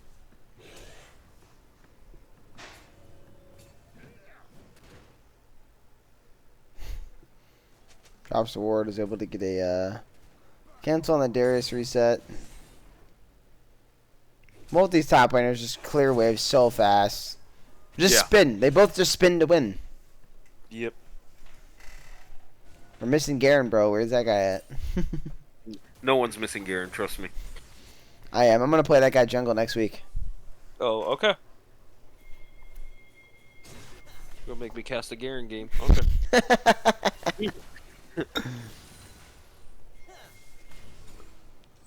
As an Amumu player, what's your thought on this this build? I see you went a little tankier. No, I like it. I think it's really, really strong. It's what I prefer. But meanwhile, there's a big fight coming out. Ares will go down, but he does have the ulti. Oh, and a massive ult by the Amumu on top of a huge Zillion double bomb. But Darius should be able to get the resets here. Calico's in a bad spot. Do they have any way to catch this Zillion? They do, and the Zillion should go down. Zillion had to use ult super early in that fight on Renekton, and then that was, I believe, a redemption coming down. I know you caught me talking, and I got distracted. Sorry, it was so quiet up until then. The flash in by Joe won't be able to get anything, but Tem is in a bit of a bad spot. Will there be enough damage? He will not go down. Oh, and then we have a 1v1 fight bot lane. Jinx, nice flash to get out of the E. And Boonja's ulti should fall off. Oh, nice W. She doesn't have Jinx Rocket, though, so she shouldn't be able to get anything here. This is a couple close fights here. I think Jinx and Oh! Tem's forced to flash away. I don't know if that kills. Meanwhile, though, we see Ares. He's coming. Oh, no! One punch is in a very, very bad spot. Yeah, but Ares is kind of by himself until the rest of the team shows up. Oh, we got a big team fight. Oh, TP in by Israel. And Spook will go down for the sins of this Ivern. Yep. See, Swain's trying to brush Jinx. Oh, no! And he's going to do exactly that. I feel like that's just a cardinal sin there. To do that. So greedy. I mean, it's well played by Swain because he knows everybody showed top, so Jinx is going to want to push and get that turret, and then back with a bunch more gold. So it was kind of a really good mental heads up by Boomstra. Absolutely. To know that now Jinx is never going to want to push a side lane again. It feels like every time Summoner's Drift gets any little bit back into this game, even though I understand the gold lead says that they are in this game with a 1k gold lead being evaporated now and being even, it just feels like they make another type of error right after that to just take that little advantage they gained and throw it out the window. Yeah, I think this is these team fights are going to be very chaotic, and it's going to come down to Ivern's like shield and item usages, and then Jinx's positioning, and then on the other side is if Amumu can get like a really big engage and create that CC chain. And so far this game, we've seen those engages. Amumu's landed about 3 or 4 different 3-man Rs. Now they're gonna look to turn onto Boonstra. Boonstra's gonna be taking very low. Very nice traps. Swain ult does keep happening during the. But I don't know if they're gonna be able to finish him off. Does Jinx have the rocket? Rusty is in there. Will drop the rocket, but in the end, the Ivern will go down instead. And it's just too hard to burst down this Swain due to the Zillion ulti. Yeah. Yeah, I think they had the right idea. It's just that Swain just got so much health and passive stacks from laning phase to chop down that well. I think though, as the game progresses, Victor and Jinx can definitely burst them down in that regard. We see Serve going in. He kills. Yeah, that's a shutdown. Oh, that would have been a big Q. Yeah, it would have been. Shutdown for Tem though on this Ezreal, who's already 2-1 prior to this, and already had his Triforce. He's just gonna be that much bigger. Swain and Zillion ults are almost back up. They might be able to make another mid-fight happen. But Jinx going back down to the bot lane. I feel like Jinx being away from mid lane takes some mat pressure away. Like Victor should probably at some point in time swap and go bot. Yeah, it's gonna be definitely Darius versus the world mid game. He's 4-1. He's pretty massive. This Renekton cannot fight him at this point in the game. So it's gonna come down to, can Darius get a nice pop off in these fights? But we also have to look out for the set ulti, because the set ulti can be very impactful. Yeah. Oh, looks like they want to try and make something happen mid. They are autoing him. Oh, they will land the root! But unfortunately, all they're going to get is the ghost. I will say that that is still a very important summoner spell. Yeah. Get this man a wheelchair, he says. Joe, I don't think that's a place you want to be. You might think it is. I guess it doesn't matter. Blue buff was more important for Rusty. The man says, finish the blue! Oh, wow. They're going to turn on a Baron here? What? This is a gutsy call. Well, you see, Ezreal bot, but Ezreal has TP up. So this is going to be a chaotic 5v5. Oh, Rusty has an inkling. They do drop the Ezreal out, so they do know. Is Joe able to get in there? He runs faster than this Amumu. He does ultimate away. Oh. If Rusty will have to flash, 1200. Oh, where's the smite? Oh, hero play by the set. That was well done. Where was the smite? Meanwhile, Temno is split pushing, and he's going to get the turret and inhibitor on the bot side of the map. Rusty should go down for this. He should. No, Ezreal's TP into his top. Wait.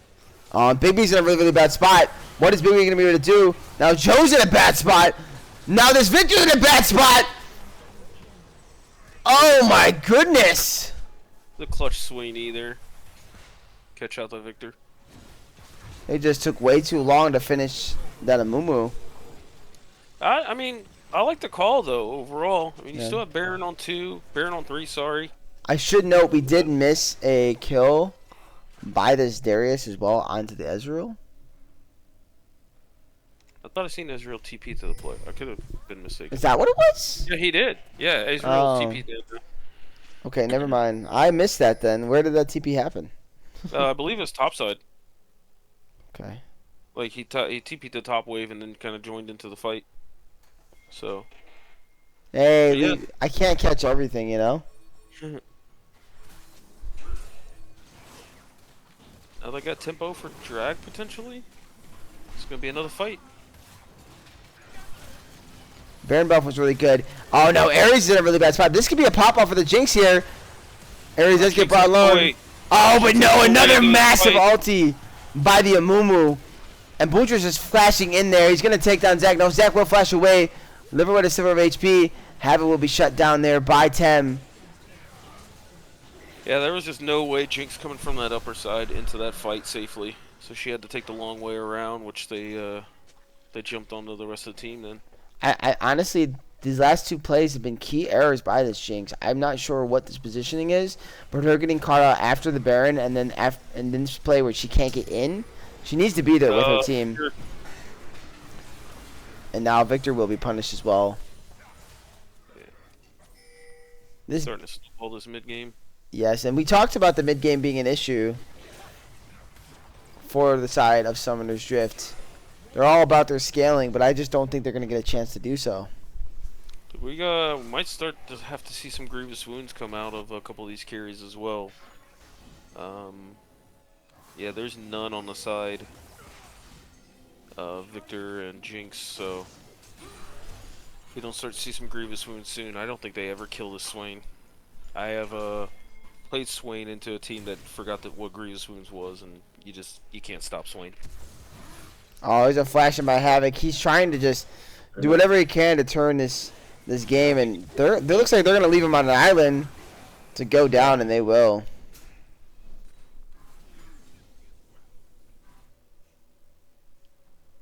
Unfortunately, small plays like that, small advantages, I just don't know how much they mean at this point in the game. Yeah.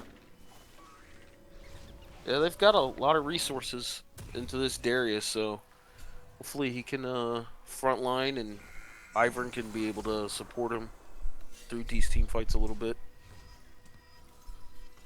It's just so hard for Darius to get on like a carry outside of Swain, but Swain doesn't care. Like he's just gonna heal up before it.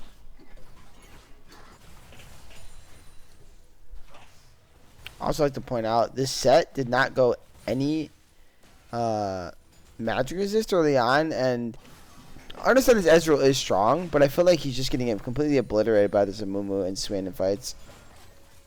Yeah, the Amumu passive being placed on everybody from the ult, then getting amplified by Swain. It's just that's a lot of magic damage coming out. And he has an Abyssal too, so this set basically has no magic resist at all. Love the Abyssal Mask. You already know that there's not much MR coming out from red side. The Abyssal Mask just lowers it, and at that point, like, Swain might be able to do some true damage. You see the movement speed AP item. I forget what it's called. I think it's Horizon Focus. No, Cosmic Drive. Cosmic Drive coming out of Swain. So the moment he procs that, plus Ghost, the Swain's gonna be able to run everybody down. Yeah, this Jinx is gonna have no place to run.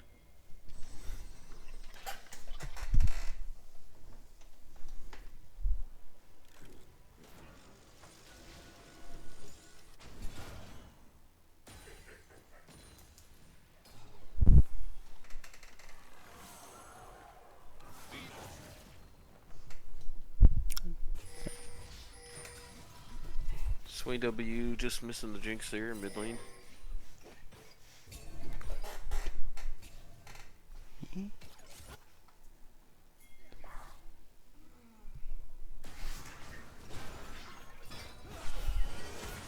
Rusty's gonna find himself a pick here. Where did that Victor go, CLT? Gray screen. Just gray screen. Yeah, this Victor's just having a rough time getting to their item spikes and trying to scale up and be able to stand their ground this game. Yeah, and at this point now, Scorch is turning onto this Baron, and it's looking like it's pretty much free for them. No vision, no idea. They're just going to try to push mid here. Maybe they know. Maybe the choice will be to try to dive this crack. It might not be a bad idea at this point. I don't think it's terrible. I mean, No, and that's a really nice play by Joe, locking him down. and they get 2 turrets for this. They do. Honestly, And with looking at it, Jinx and them, they could keep pushing here. Darius is getting stuff. It wouldn't have been a bad idea. I think they could have forced it. But it looks like they're just going to back off. Now they have potentially tempo for Dragon, if they can do it quick enough. No, they would 100% have tempo here. Now it's just a question, can they do it quick enough? That's a really nice way to get over the wall, though. So I definitely agree with you, CLT. But it looks like they're going to burn it down really fast. So there's answers your question. Yeah. Victor still has, like, pretty decent wave clear behind, so there's a chance that they could stall out this game a little bit longer. It just depends. Get some vision up in their own jungle so they know where not to go.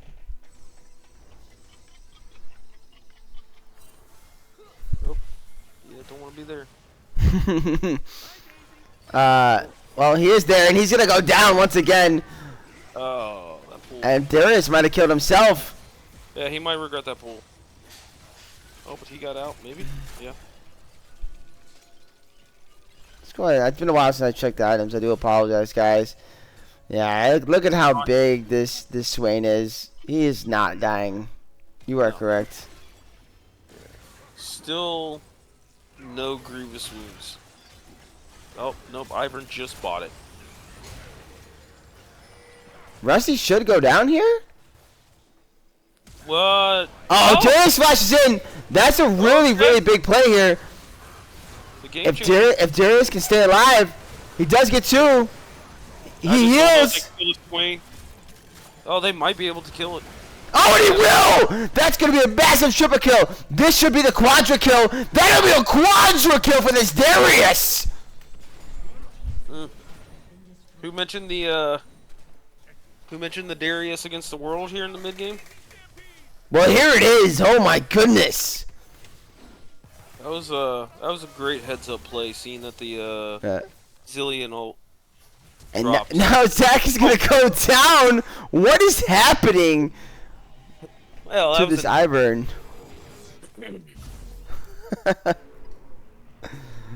Wow. Absolutely insane play here by Havoc, trying to put his team on his back. Yep. Again, it just seems like this red side squad is just delaying and delaying these games. Like, Victor is eventually going to get there. Jinx is eventually going to get there. Like, it's going to be scary. And I mean, looking at it right now, Jinx is almost on 3 items. Victor is also pretty close too, so they are certainly getting close. But the problem is, you've got a That is still so far behind on items. It's just the gold. The gold for blue side went on to all the correct people. They're stealing the blue buff. Swain will love that. Yeah, but Darius has to be in these fights, and they're already down 2 inhibitors, so with this one going down, it's going to be very hard for them to do any contesting. They are going to just turn on to Rusty. Really, really, really nice ult here coming out of Joe. Rusty will land a double ult. Big Jinx rocket will get a kill. That means Jinx is reset. 10 put him in a bad spot. Ezra's going to go down. 9 gold shot going over to Havoc. Can Havoc turn this fight? Boontro's also in a bad spot. Can he stay alive? He will be able to pick up a kill on this Victor. You gotta step out of that swing ult. They do, but Havoc is just being an absolute menace over here. Oh, nice flash by Bootro, but they have the damage. No, they were not. Bootro is carrying this fight too on the backside. Joe's gonna flash out. And here comes Raid Ball Darius. Will not be able to do Set. anything though. Set sitting in the Swain ult during the Zillion ult animation, like Resurrection. If he just steps out and lets that Swain ult drop, then I think when he finally does come back to life, they can chop that tree down. Absolutely. It was actually really unfortunate because you see the Darius just continuing to pop up in these fights. You see a misstep there by Tem on this Ezreal, and yet, as I've spoken before, they get an advantage and they throw it right out the window, and that's what you're seeing right there with the Set standing inside that ult. That's a 3rd item on Jinx now too. I believe that's IE completed. Yep, IE completed, looking towards Bloodthirster. Zillion, close to Shadow Flame. I mean, at this point, I don't know if Shadow Flame has value here. Probably should have skipped it and went like Crit Bloom. So, you can get some health back during these fights. You are referring to Victor having the Shadow Yep. Flame? Okay. Yeah. You had said Zillion at first, so I didn't want to confuse the chat. No. Yeah, Victor looks like he's building Shadow Flame. Pretty sure. Oh, nice TP here by the Victor to keep Daisy alive. Havoc is ghosting in, trying to find anybody, but he will not be able to do so. And now we're going to have a big fight over this Drake. Havoc just walking around with his chest out here. He's asking for all of it. And they're really paying him a lot of respect. Mumu will get in. Big Mumu ulti, but a huge set play as well. Ares going to go down low. Oh, they chopped down the Swain. Swain will go down. Now, Oh, double Jinx kill back. for this Jinx. Jinx, that'll be a kill going over to King Spook. Are they able to turn these fights? Spook's being really low. Tem can absolutely carry these fights, but Joe's got the backside on him. Oh, and he's going to go in. Tem's going to be able to take 2 with him. No, he will not. And he will go down to Big B. That was a nice Ezreal combo there. Boy, this is a back and forth game. It is. I almost feel like this might be an end possibility for the time I see the Summer's Drift here. But really nice wave clear. Yeah, I think they should just force it. I agree. I don't think you get a better chance than this right now. I think you just try to end. That's a like grasp Zillion. There's no reason to be that tanky. Yeah, and it looks like they might try to force it. No, they're going to decide to back off. I They feel go like Baron. yeah. I feel like Jinx should have just focused the inhibitor there instead of trying to hit the Zillion. But that did seem like a very good prime opportunity for them. Yeah, but that also puts them on soul point here. So we'll see Indeed what does. happens. Well, this Baron is the next big objective, so this game is going to come down to what can we do at this Baron for both of these teams. As we're looking at the gold, and it is dead even still. Majority of this game, it's only been slight advantages for Scorch. Yeah.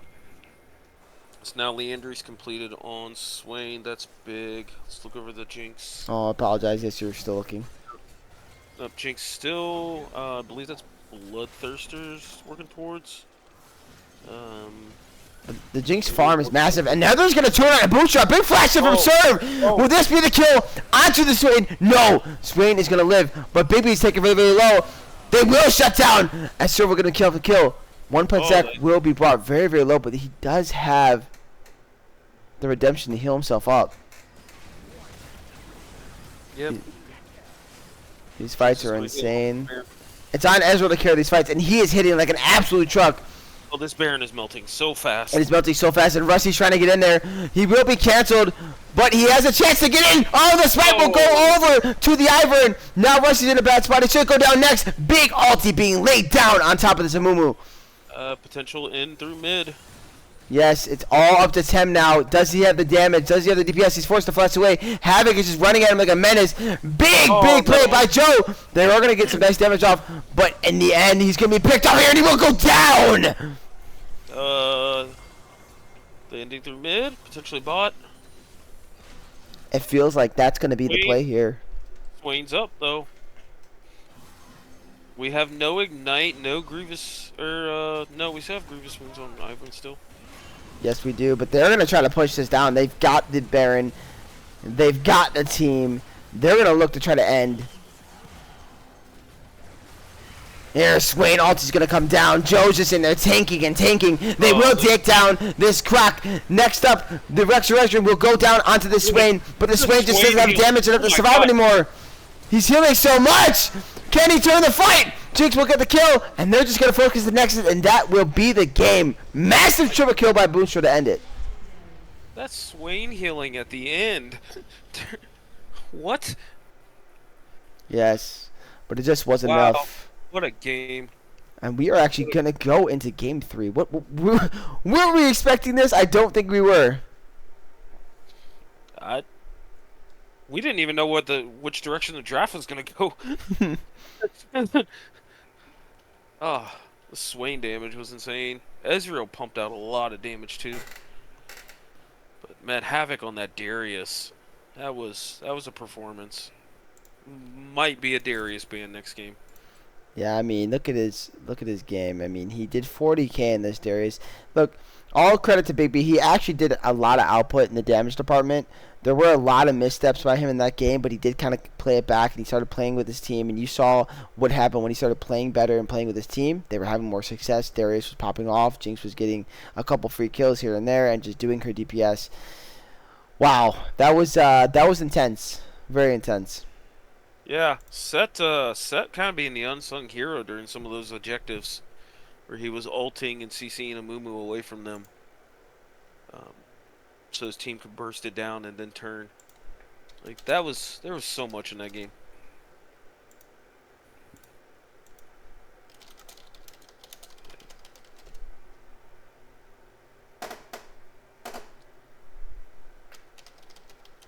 Game 3.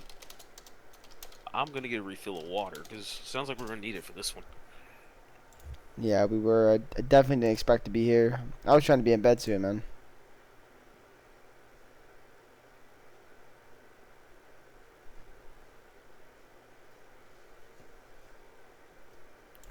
All right, I'm gonna go away for a second here, chat.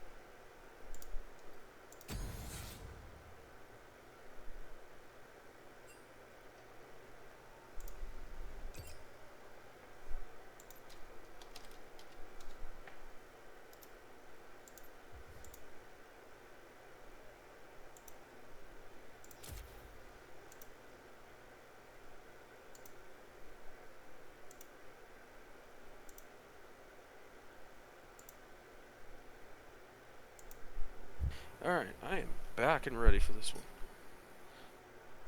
Sounds good.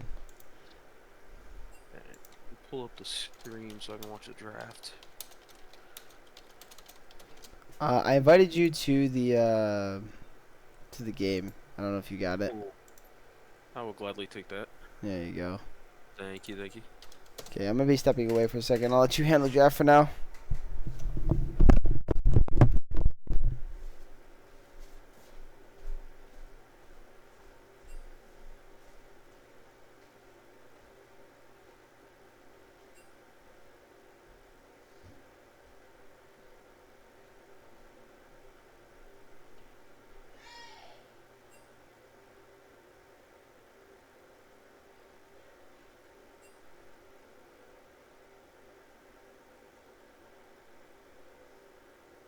Alright.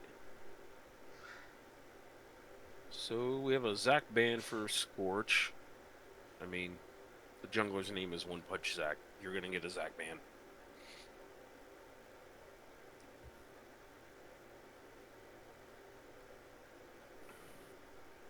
Then an Ivern ban as well. Ivern turned a lot of those fights. Ari, I know Ari played a pivotal part in game 2, and that set goes on the ban list. No, I gotta commit to it.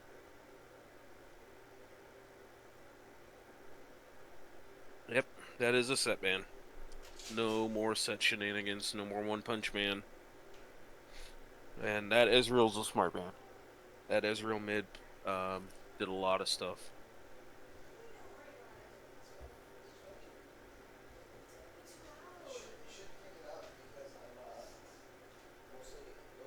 He's here. Very standard 80 carry. I'm gonna turn it up there a little bit. It's a little cold in the house though. Alright, I'm back, CLT. What's going on here? We got Ari and Ezreal ban on the side of Summoner's Drift. We got Set, Ivern, Zac on the side of Scorch. So no more Set. No impactful Ezreal mid shenanigans. And then looks like a Smolder now for Summoner's Drift for R1.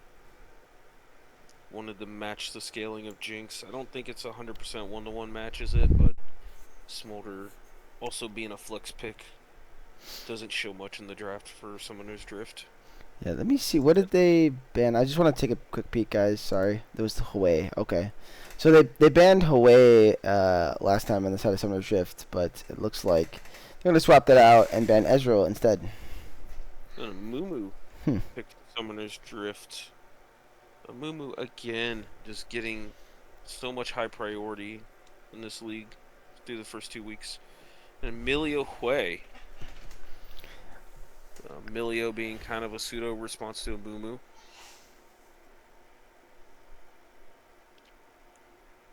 And Hue a safe blind mid laner. Not too many things that that Hue can't protect himself against. Mainly AD assassins he's really weak to, which is not in play right now. Right. Here's the thing that interests me the most, actually, is the fact that Scorch has gone blue side three times and Summer's Rift red side 3 times. It kind of intrigues me of how that would happen or why that would happen. Maybe Scorch just does not value counter pick at all, but usually, you know, you lose, you tend to want to switch it up, right? And they did win one game on blue side, but they lost the second game on blue side, so it might be a good idea to consider a switch up. But I mean, here we are, right? The Victor being the answer for Hue is interesting. Hue doesn't really mind that matchup, and he can put a lot of pressure on Victor. And Hue typically doesn't get close enough to Victor in team fights. He plays more of like a pseudo utility long range mage, but has really good bursts in team fighting as well. Oh, and that Darius. Yep. Gotta take that Darius away from Havoc. So, to answer your question, Amuma did get buffed with that item, but the thing is, not all the players are playing that build. Like, I didn't personally play it.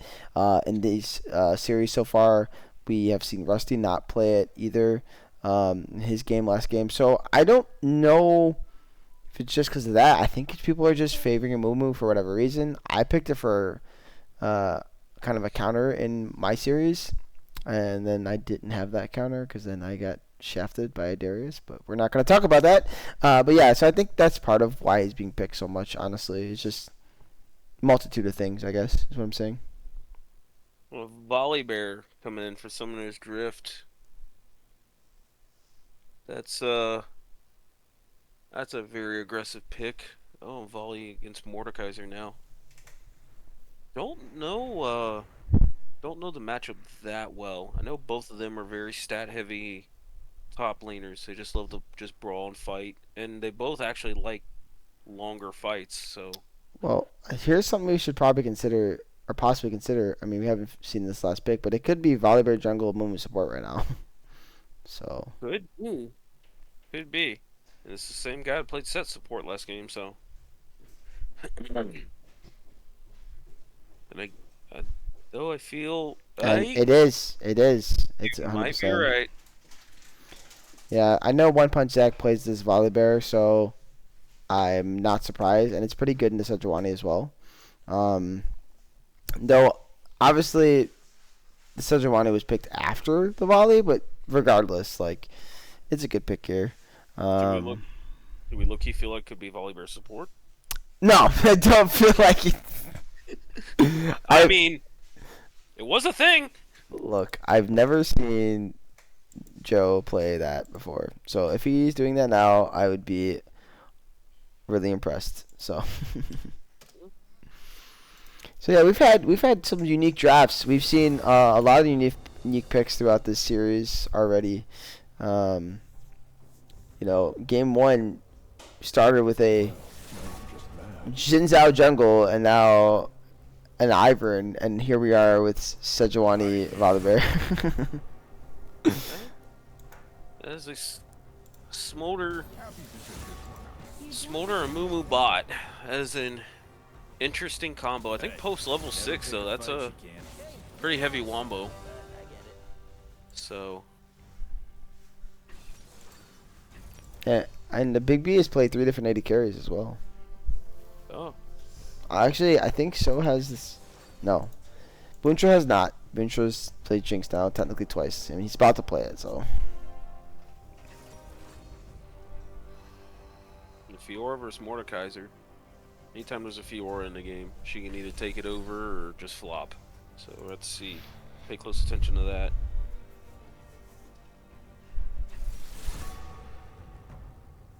All I know is if anything about this series I've seen so far is this game, guys, should be really really exciting. I am so excited for a game 3 here. CLT, are you hyped or what, man? You've been casting all day. Dude, I didn't bask in all the glory of game 1. I caught the end of it, but man, that game 2 was something. So yeah, I'm excited to see what happens with this game 3. There's a lot of skill expression in this game so far with just the champion picks alone. So see who can make the biggest impact and take their team to a win. But I feel like though overall, man, the Jinx way feels like so stable with a lot of frontliners and like Milio into, and I don't think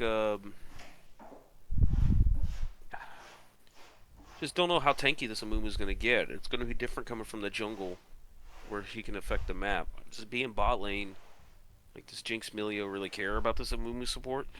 Maybe, maybe not.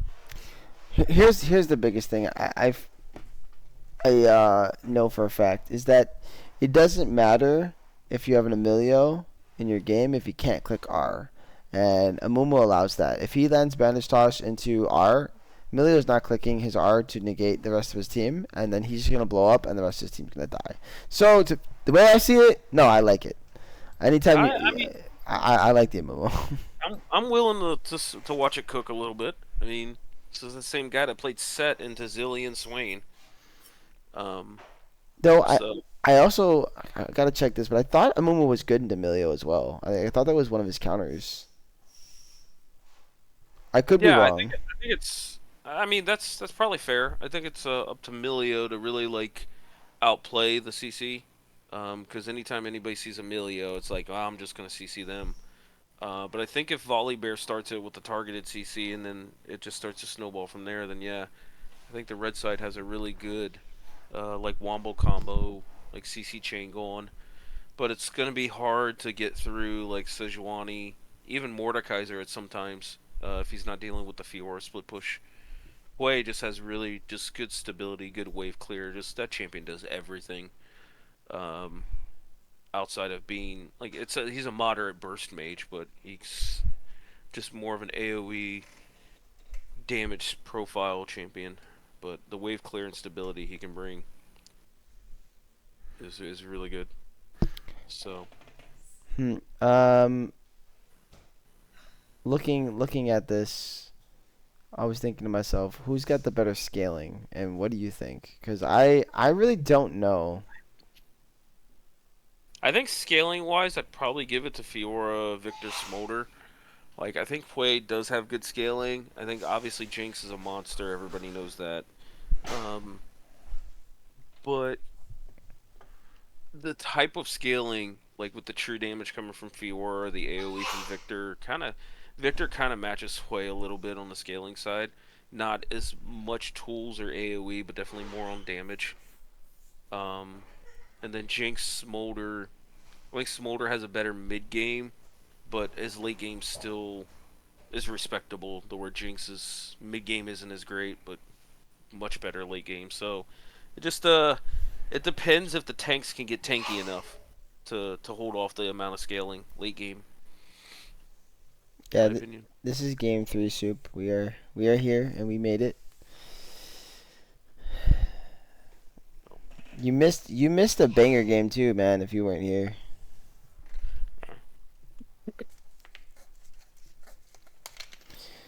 Well, guess we're gonna find out, CLT, who has the better scaling, who has the better comp, who is the better team. All this information will be answered on the next episode of. Who wins? I was trying to think of something catchy. This man just says, "Who wins?" Sorry. Sorry, I kind of killed that hype. My fault. That's first strike on Hwei. I thought I kind of died a couple patches ago. At least being a Hwei player, I haven't done it in a while. So you're the scum of the earth. Yeah, we don't like you. I'm a mage specialist, man. There's like 280 carries I may bust out mid, but after that, I hate this meta. So, are we synced up? I'm at about 20 seconds right now. 19, 20, Keep counting. 23, 24, 25, Keep 26. Yep. going. And now, right? You're at 30 seconds. Yep. 30 seconds. Perfect. Nice. 30 seconds until minions spawn. What is Emilio's? No aftershock on a Mumu here. I like the aftershock though. I think the Aftershock's probably the right call. He has to serve as like the engage or secondary to Volley Bear, so I do like the Aftershock. And I don't think Glacial Augment gets far enough into the backline to get on the valued targets. Yeah. Plus this time around, I actually think there's more bursts coming out of the side of Scorch here. Like Ooh. Tem on this Hwei is gonna do tons of damage here as we progress in the game. So him just Yeah, alone will. He gets a ward, a mana flow ban, and first strike proc. Okay, this way's already won. Oh, is it GG already? Ah, it feels that way. All right. I'll be paying attention to this mid lane a little bit. Oh, what is going on? Server's just smacking this guy in the face. What is happening? What is going on in this top lane? I don't know who won that trade, honestly. I mean, like, I can see the health bars, but, like, who's it better on early? I was like curious why is Fiora trying the proxy? And they have a ward on Sejuani.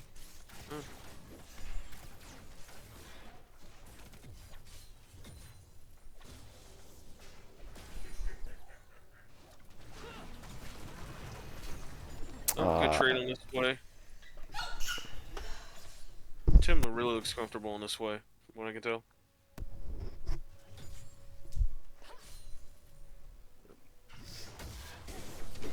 Oh, nice bandage toss on the Boomster here. And the Smolder Slow will land. Volibear is coming in. Oh, nice stun on the Calico as well, but it seems like they were on the wrong page here, and if they waited on the Mumu toss, this should have been a kill, but... Does at least get 2 flashes. Havoc's going in here on Ares, bringing him really low. Yep. Oh! Nice bandage toss, gonna find Boomster as well. One more auto will do it. Oh, nice barrier. Nice barrier there. I guess a Mumu passive amplifying Smolder's magic damage from W start actually makes that duo synergize a little bit more. Yeah, very much so. And now there's no sums on the side of Scorch's bot lane here, so they're in a pretty risky spot at this point. Oh my goodness, Boomster barely living from that.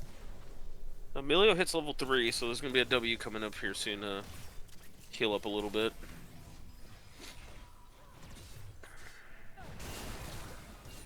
Oh, this way is punishing Victor.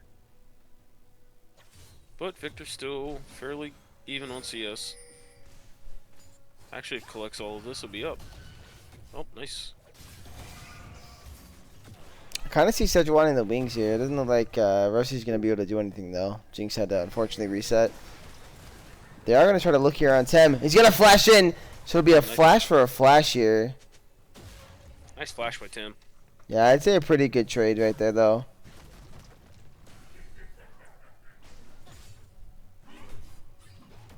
Tim brought biscuits with us for strike, so he'll be able to stay in lane a little bit longer. Whittle down the mana bar, Victor. Oh. Ball lane backing.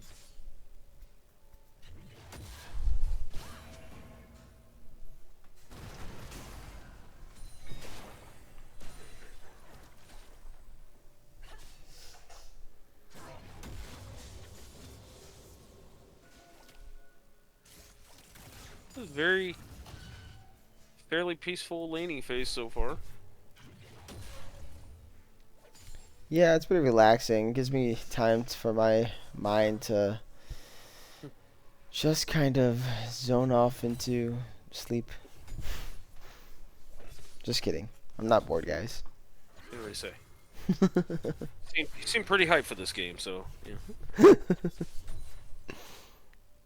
It's like a potential 2v2 mid. Nope.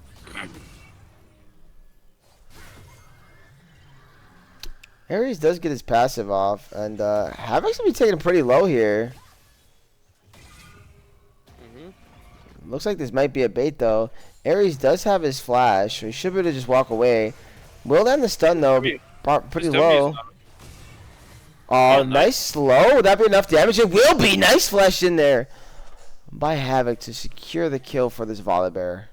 He played that about as well as he could there, but Wave being kind of pushed in the Fiora, opened himself up for a gank.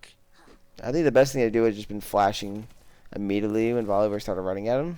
That's about the only other thing he could have done to live. Yeah. Oh, now Fiora's not in a good spot. And Mordekaiser is level 6.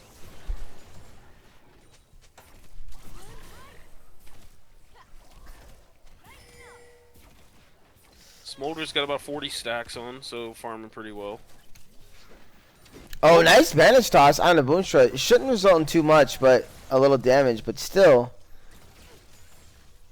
Joe's kind of showing off on this Amumu right now, in this early on in this game. Sejuani taking grubs away from Fiora is actually pretty big. Yes, agreed. And I get what you're saying. Yeah, die for tempo. Yeah, I guess that was the plan all along. Ares told him, I'm just gonna end here so that way we get grubs. 100%. But we did see that last game. We saw that in I remember a bot lane play that was positive for Scorch, but yet the side of Summoner's Drift got the Drake. So sometimes that's kind of how it works.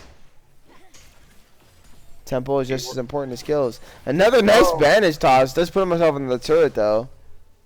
I don't think he was expecting that one to hit. But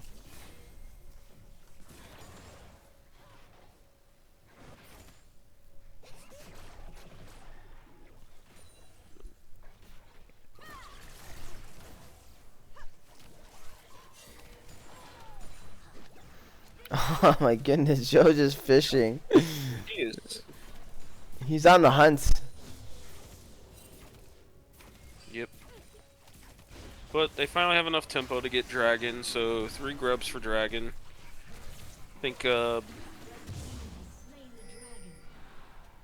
yeah, this Dragon takeaway is actually pretty valuable.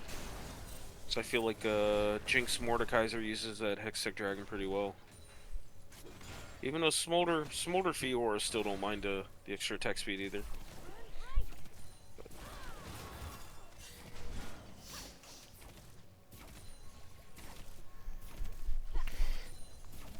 Yeah, we haven't even seen any serious items. So there's 4 long swords on the Fiora. I don't know if you noticed that. Meanwhile, there's a bit of trading mid. It looks like just an ulti trade there by Tem. Do some poke damage onto the Victor. Yeah. Yeah, Hui ult's not the longest cooldown, so if you get a combo, get some unexpected burst, it's nice. I really want to know what the reason for 4 long swords is. It's... Is it just better? I think so. I think he just wanted the stats now to try and maybe get a kill or something. I don't know. I'm not a psychotic top laner. I don't get it. Well, so right now he's not really winning these trades, so... And Ares did go up Bramble, so he is trying to make this Fiora's life a living hell. Yeah. We got Volibear in the wings, though. Yeah, Volibear's going to get there, but Ares should be able to click R if he wants, and he chooses not to. Here it will come. Zac is now in the realm with this Mordekaiser, who's just going to walk out. They will drop everything on top of him. Really nice Fiora play here. And she will go down. The Jinx rocket from downtown. Nice shot. That's the second one in this series we've seen from Boomstra. Very efficient with these Jinx rockets. Yep, it was well placed. Also, getting a kill on the Jinx, it just accelerates her. So, yeah, I think it was very, very good for the side of Scorch here, even though the Mordekaiser is getting bullied a bit. Make up some of that gold now.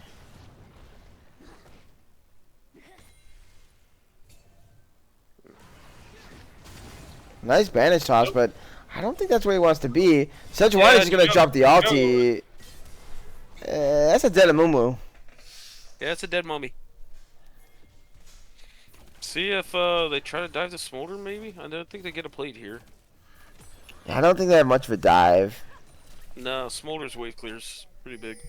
And it's Emilio Jinx, so it's pretty hard to pull off. Mordekaiser still has Oh, so. and they're going to flash on top of him. He does have a big W here, so he should be a pretty good shield. Oh! Does get the nice pull. Pulls him on a turret. Oh, nice. Well Flash done. for flash. And that's going to be a kill going over to Rusty. Kingspoon tried to follow and make a play. Does have really nice damage going on a 10, but now he's in a bad spot. Forced to flash up just to survive there.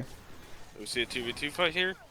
We might, but Mumu was stopped, so not much of a play. We're seeing the Roa build out of Volibear. Okay, it's Oh, gonna add a little more. Really nice bandage toss on a Calico, but no Mumu R means there will be no full commitment. Also, we gotta point out, all these scrubs are about to go over to the side of Scorch, so this Mordekaiser is gonna have pretty strong push if he decides to split push this game. Yeah, kind of like last game. It's you know, denying the grubs away from the split pusher, but then if you do scale and end up winning like a team fight, then the grubs help you push to the end game a lot better. So this will be interesting to see. Yeah.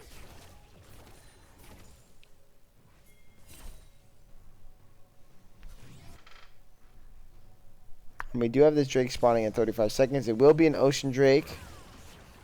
Oh, nice stop.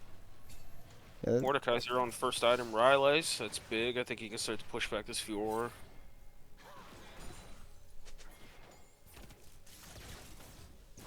Like this, Sejuani maybe wanting to do something bot side.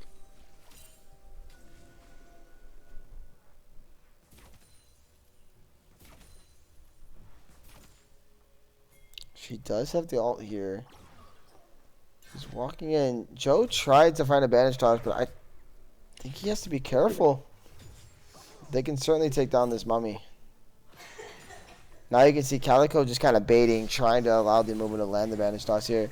Oh! I think this is going to be a fight. Oh, the bandage toss will land. He wanted to hit that.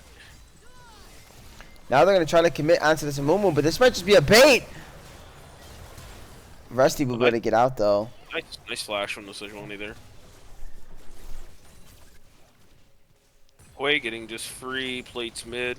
6 scrubs will allow you to get 2 to 3 plates for just that one room.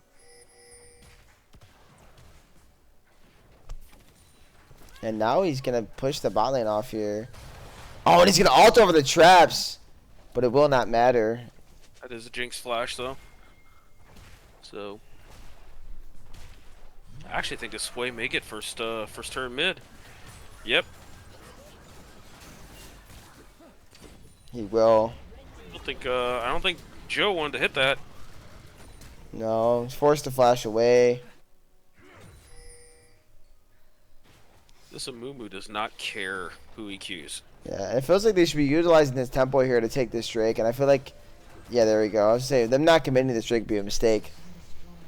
So in the end, they do end up getting the bot lane turret as well. So it's not the worst case scenario for the time of Summoner's Rift, but they are down in about 2k gold. Yeah, and a lot of that 2K went to Hui. So he's already on his first item and sword shoes.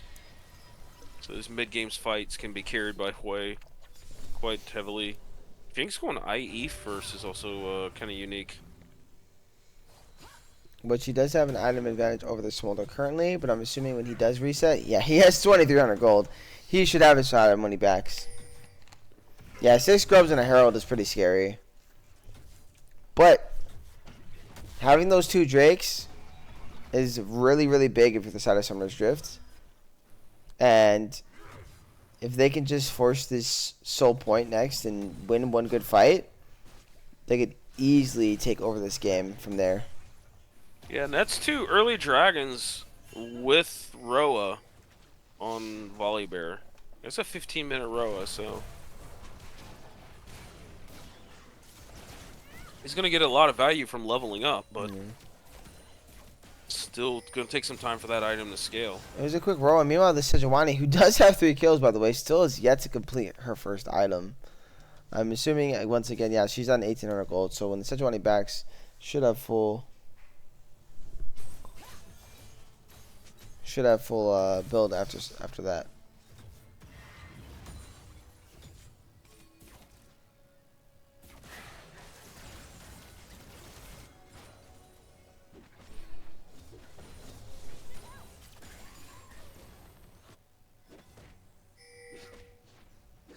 Joe doing his best here to clear some wards, get some deep vision in.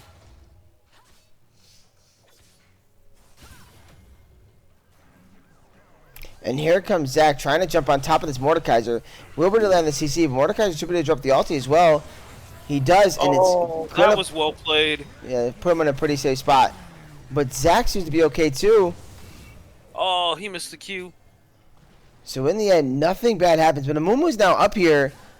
Will miss the bandage toss, but they're gonna flash in and they're just gonna drop this way. 10 will go down to this Volibear. They should be able to turn onto this Mordekaiser here. I'm surprised that they did not. Yeah, I think that Hui needed to flash that Amumu Q. Not sure if his flash was not up or just came up, but Mordekaiser playing that about as well as he could, the stall for that TP. Like he waited till Fiora was all on him and then ulted into the Death Realm so she couldn't do anything with it.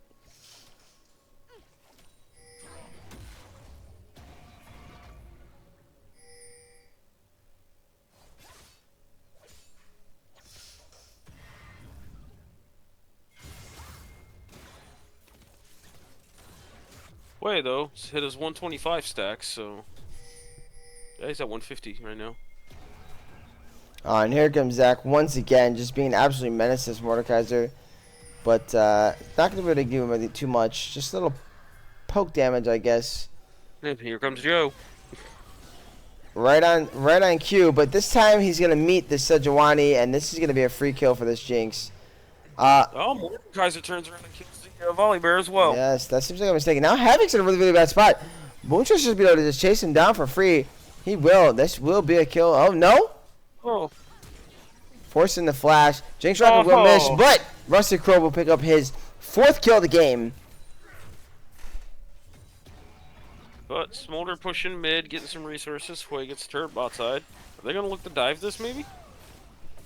They don't have the ults. Yeah, they don't have anything. But now you're starting to see a bit of a meaningful gold lead being acquired here by the side of Scorch. It's going to bring it to about 5k now. And forcing Spook to TP to the bot side just to defend. But we do have 50 seconds on this Mountain Drake, which is going to be big. 10 might be in a bad spot. If they spot him, they will. Momo's actually doing a lot of damage himself. Oh, nice fear. And they forced the TP, though. I think that's going to be overall with... Oh, and a max range Banitos will land. And down will go Tem immediately. Now Ares is going to be able to ult as a Mumu, but I don't think that's who he really wants. And Mumu does have flash. Even if he dies here, I think it's fine. He will end up going down, but now he will be trading his life over right before this objective. And yes, he will go over down to Big B. As the Dragon picks up his 1st kill of the game. Meanwhile, though, mid, they do drop the Rift Herald, and they will be able to take this turret very fast. Let's see if they continue the push or if they go to Dragon, because right now, red side's on Dragon. Yes, but they have to be very careful because Sejuani is coming in. They're going to be able to push them off. Very nice Herald. Now this might be a fight here. We are seeing the TP in from Hui. Yeah. Havoc is just going to say split pushing. Oh, they're going to drop a big ulti on top of the Smolder. Smolder will be forced to flash. Zach will be forced to ult out. Would that be enough damage to get him? It will be. In the end, he will go down.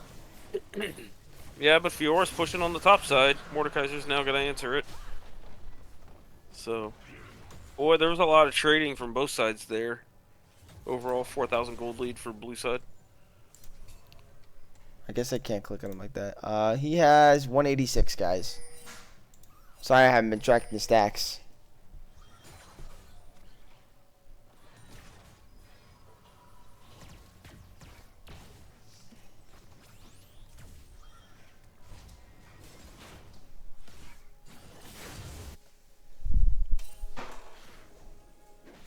That's a big pig. I just read that, Loey. That's so funny. Yeah, no, Sejuani is massive right now, sitting at 4-0.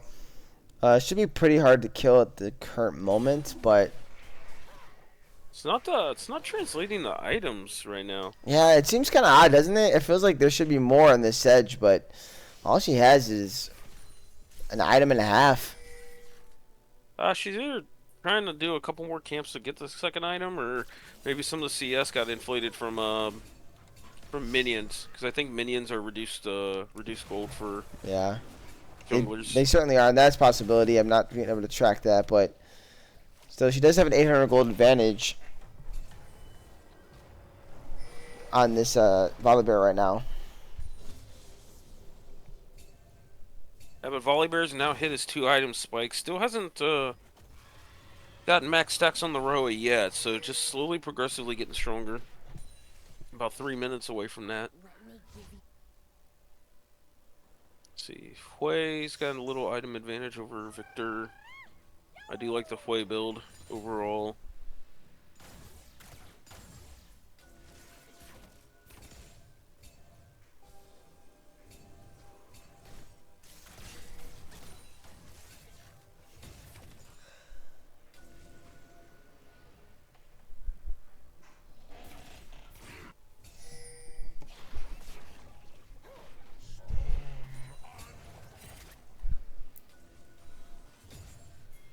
These vision pings.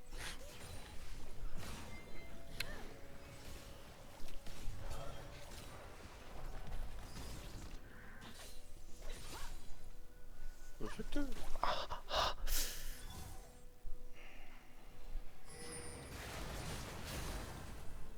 Yeah, that's really, really good. Anytime you see a team do that, it's massive. It makes you super jealous. Yeah. Well, they've been playing together a very long time, so they have a lot of synergy there. So I'm really not surprised by that. Just being on the same page. Well, I know exactly where he's coming from there. He used to yell at us. He was a teammate of mine. Oh, that's hilarious. Yeah.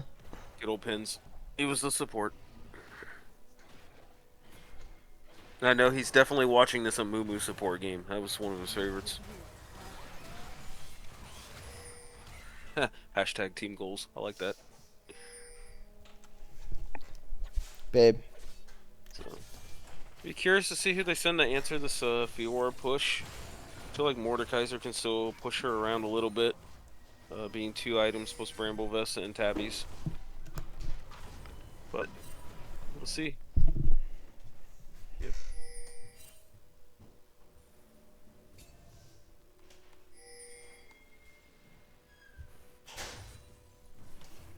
That is Warmogs for Sejuani. This will be a tanky pig.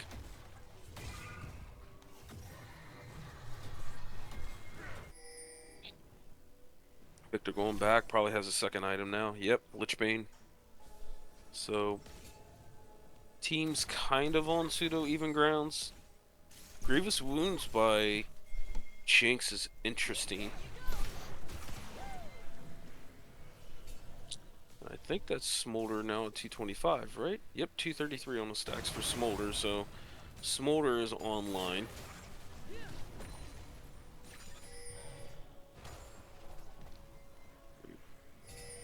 You alright over there, bro?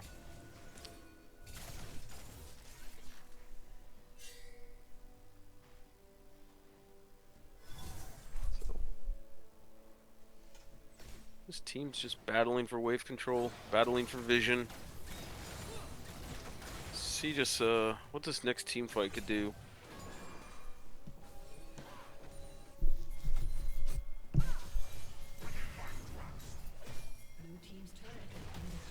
Yeah, Fiora's starting to do what she does.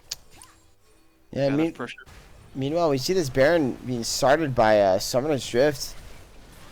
And they're draining it pretty quickly. It's already under AK. Yeah. And Russ is being zoned by this Amumu. Once again, Joe on zone duty, doing his job. So they will be able to acquire the Baron, but for what cost? Joe does survive. And One Punch Zach's getting in there, but it looks like he's going to go down. That was actually a clever call to send Jinx over there and do Dragon. They still get a kill even without their Fed 80 carry there. So, they got Baron, but let's see what they can turn this into. Fiora with Baron is scary.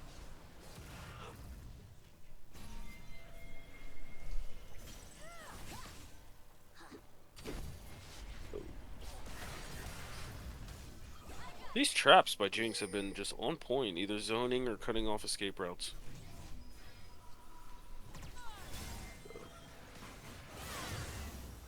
Try 4 stun on Smolder, so he's 2 items now. Double Mountain Drake is going to make this Sejuani really tanky during their passive.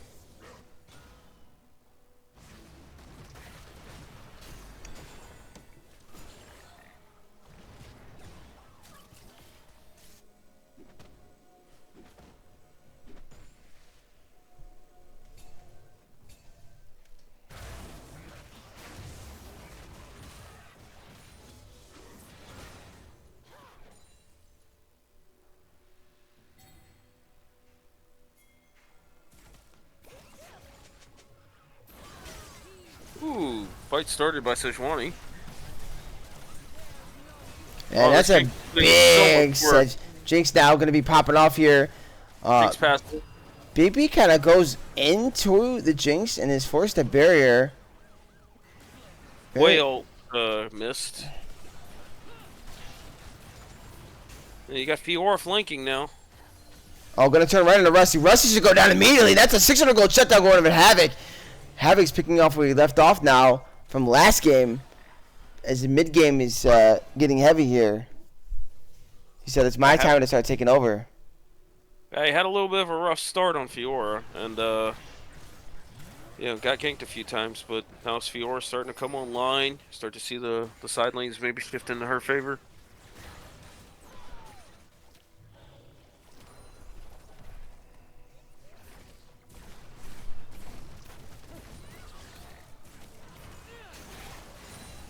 This way's wave clear though. They're so insane. Anytime Havoc sees Mordekaiser start walking, he's like, I'm hitting this turret. Yep.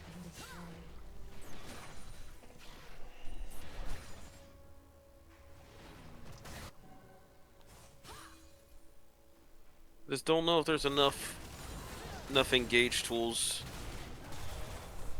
on the blue side to really start a fight. Because if not, this Mordekaiser is going to slowly bleed out the side lane.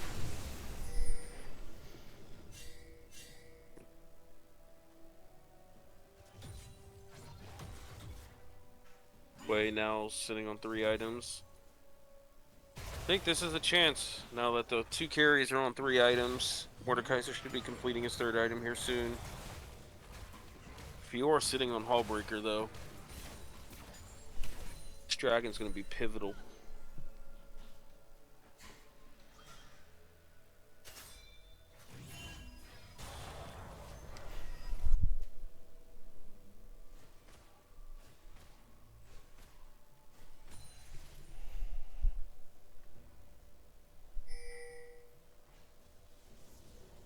Let me give you a hug.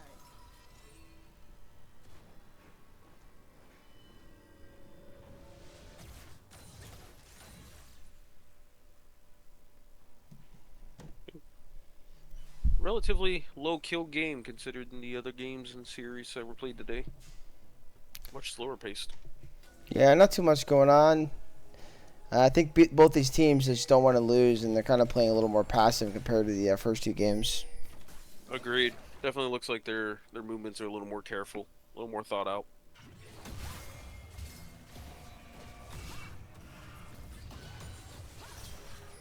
Yeah, this Fiora's gonna start pushing this Mordekaiser around a little bit. Yeah, that shutdown was massive, and she's really, really strong and just kind of does whatever she wants now. That Bramble isn't really doing enough to help him live. She tried to parry the Mordo. And in the end, she's going to get shut down. But look at this play. The decision was to come up to her, and they're going to be able to at least get the turret. I think? No, they're not. Oh, look at this. Jinx going after Dragon again. Like, they're going to try and stop the back so they can get Dragon. This is twice in a row.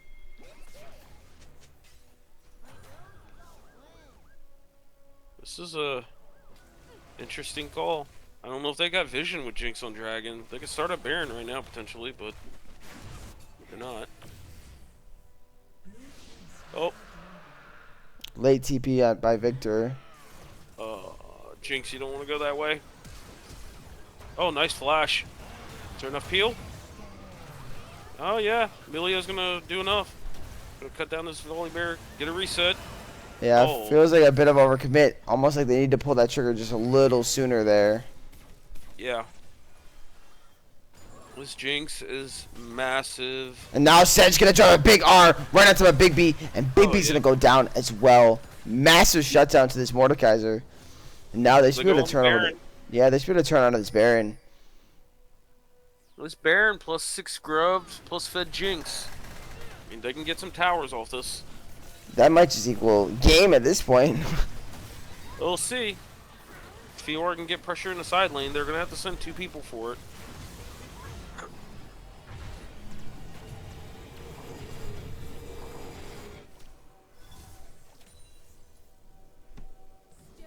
Them sending Jinx to do Dragon twice was clever. Yeah, I do like the call.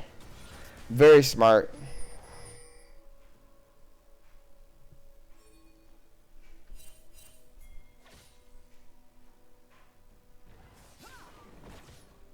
I love the locket pickup by Sejuani. Oh, that's so smart. Realizing that Jinx and Hwei are your carries right now. Absolutely. And meanwhile, Havoc is in a kind of a bad spot, but never mind. No, he's not. He's just Fiora. I'm gonna keep running away. Yeah. Fiora doing Fiora things. Maybe. Could kill this Hwei. He's stepping up. No, I think Hwei sniffed it out a little bit. Now they're bringing everybody down. We might have a big bot lane fight here soon. Fiora just showed on the wave. Nope, she didn't.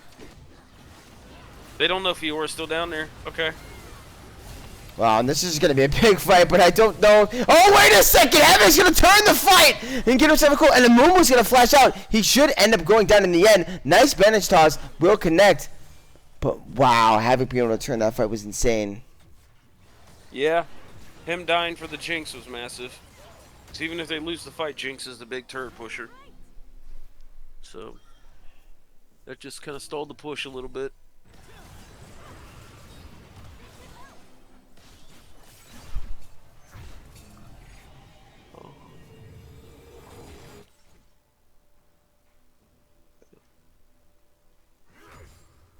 Smolder on 318 stacks so far. Victor just completed third item. Hwei is on his fourth item. Death cap complete is massive. So, Mordekaiser going Zanya's. Next has that Seeker's Arm Guard, so he can't be turret dove by Fiora at least one time.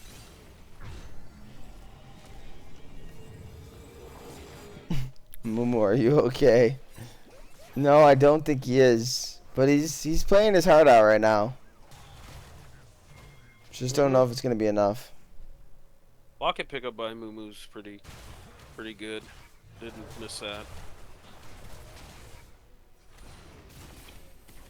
I don't know if Locket though. Now that I think about it more, I don't know if Locket is correct. 'Cause, like, he's going forward. He's not going to be around his own team. Let me give you a hug.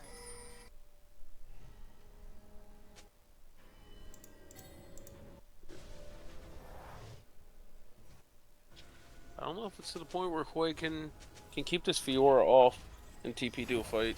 Might have to go back to Mordekaiser, matching that push.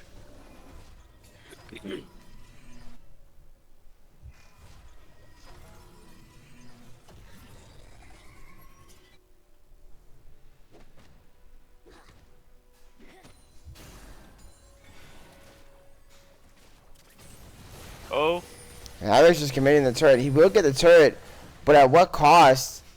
W does land. They're gonna have the burst, and oh my goodness, Havoc's gonna go down. Massive Jinx rocket right before the soul. this guy is a sharpshooter on Jinx. Absolutely. Almost feel like they should have forced a fight there while they had the chance, because now it's just gonna be a 4v5. Yeah, 4v5 with Soul point up potentially. And meanwhile, we see Hwei just pushing mid lane. I don't even think he's going to come to the fight. I think he's just going to stay pushing. Looks like they need to back off. Hwei will be able to take the base here if they don't do anything. They're not even trying to force the Drake. They're just going to keep letting Hwei push. And We're gonna have Fiora's, to pull the trigger. This Amumu's got to pull the trigger sometime. Now Hwei comes down to this fight. Now it's going to be a 4v5. and Sejuani is going to be able to get him. Nice of him more R, but it doesn't mean to do too much. And in the end, down will go the Amumu. Down will go the Volleybird. That's a double kill for this Jinx. Havoc is into the fight, but King's Boot is really, really low. Can Fiora do anything? No, she's just going to get shredded by Boonstra as Mordekaiser will get himself a kill. Now Big B's next up in the chopping block. Oh, teammate blocks the zap, but unfortunately that does not matter as Big B will go down as well. And that's going to be your ace. That's going to be your soul. That's going to be your game. As Scorch is going to pick up their first win of the split. That was a well played, just dragon fight, dragon dance all the way around. Good call with Hwei pushing mid, and then coming down. Yeah, the first two games, they felt like they were a lot about team fighting. This game, it felt like it was about macro. It was about the usage of those grubs. And in the end, we see the outcome. Scorch picking up a victory.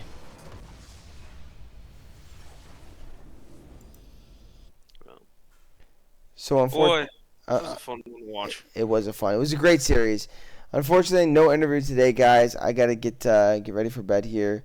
But I want to say thank you for everyone coming out to watch the stream. Thank you to CLT for joining me in the cast. Sorry, I got a little tired there at the end. That's why I wasn't as active. I got my little spurts of energy, but just want to say thank you to everyone as always. All good, man. Is there any closing thoughts you have before we do cut it off, CLT? This makes me want to go back and watch all of Game 1. Well, Because this series looked like a banger. This definitely was the most back and forth and competitive series I think of the year so far. yeah, it was pretty fantastic. And this is our second 3-game series, so I'm not surprised that it's up there for that kind of thought process. Yep. Well, I'm gonna let you get going, man. All right. Well, thanks again, everybody. You guys have a wonderful night. There are some weekend games. I believe 2 Saturday games and 1 Sunday game. Hopefully, we'll have some people being able to cast those games as usual. But I am gonna go get some rest. GG and enjoy your guys' night.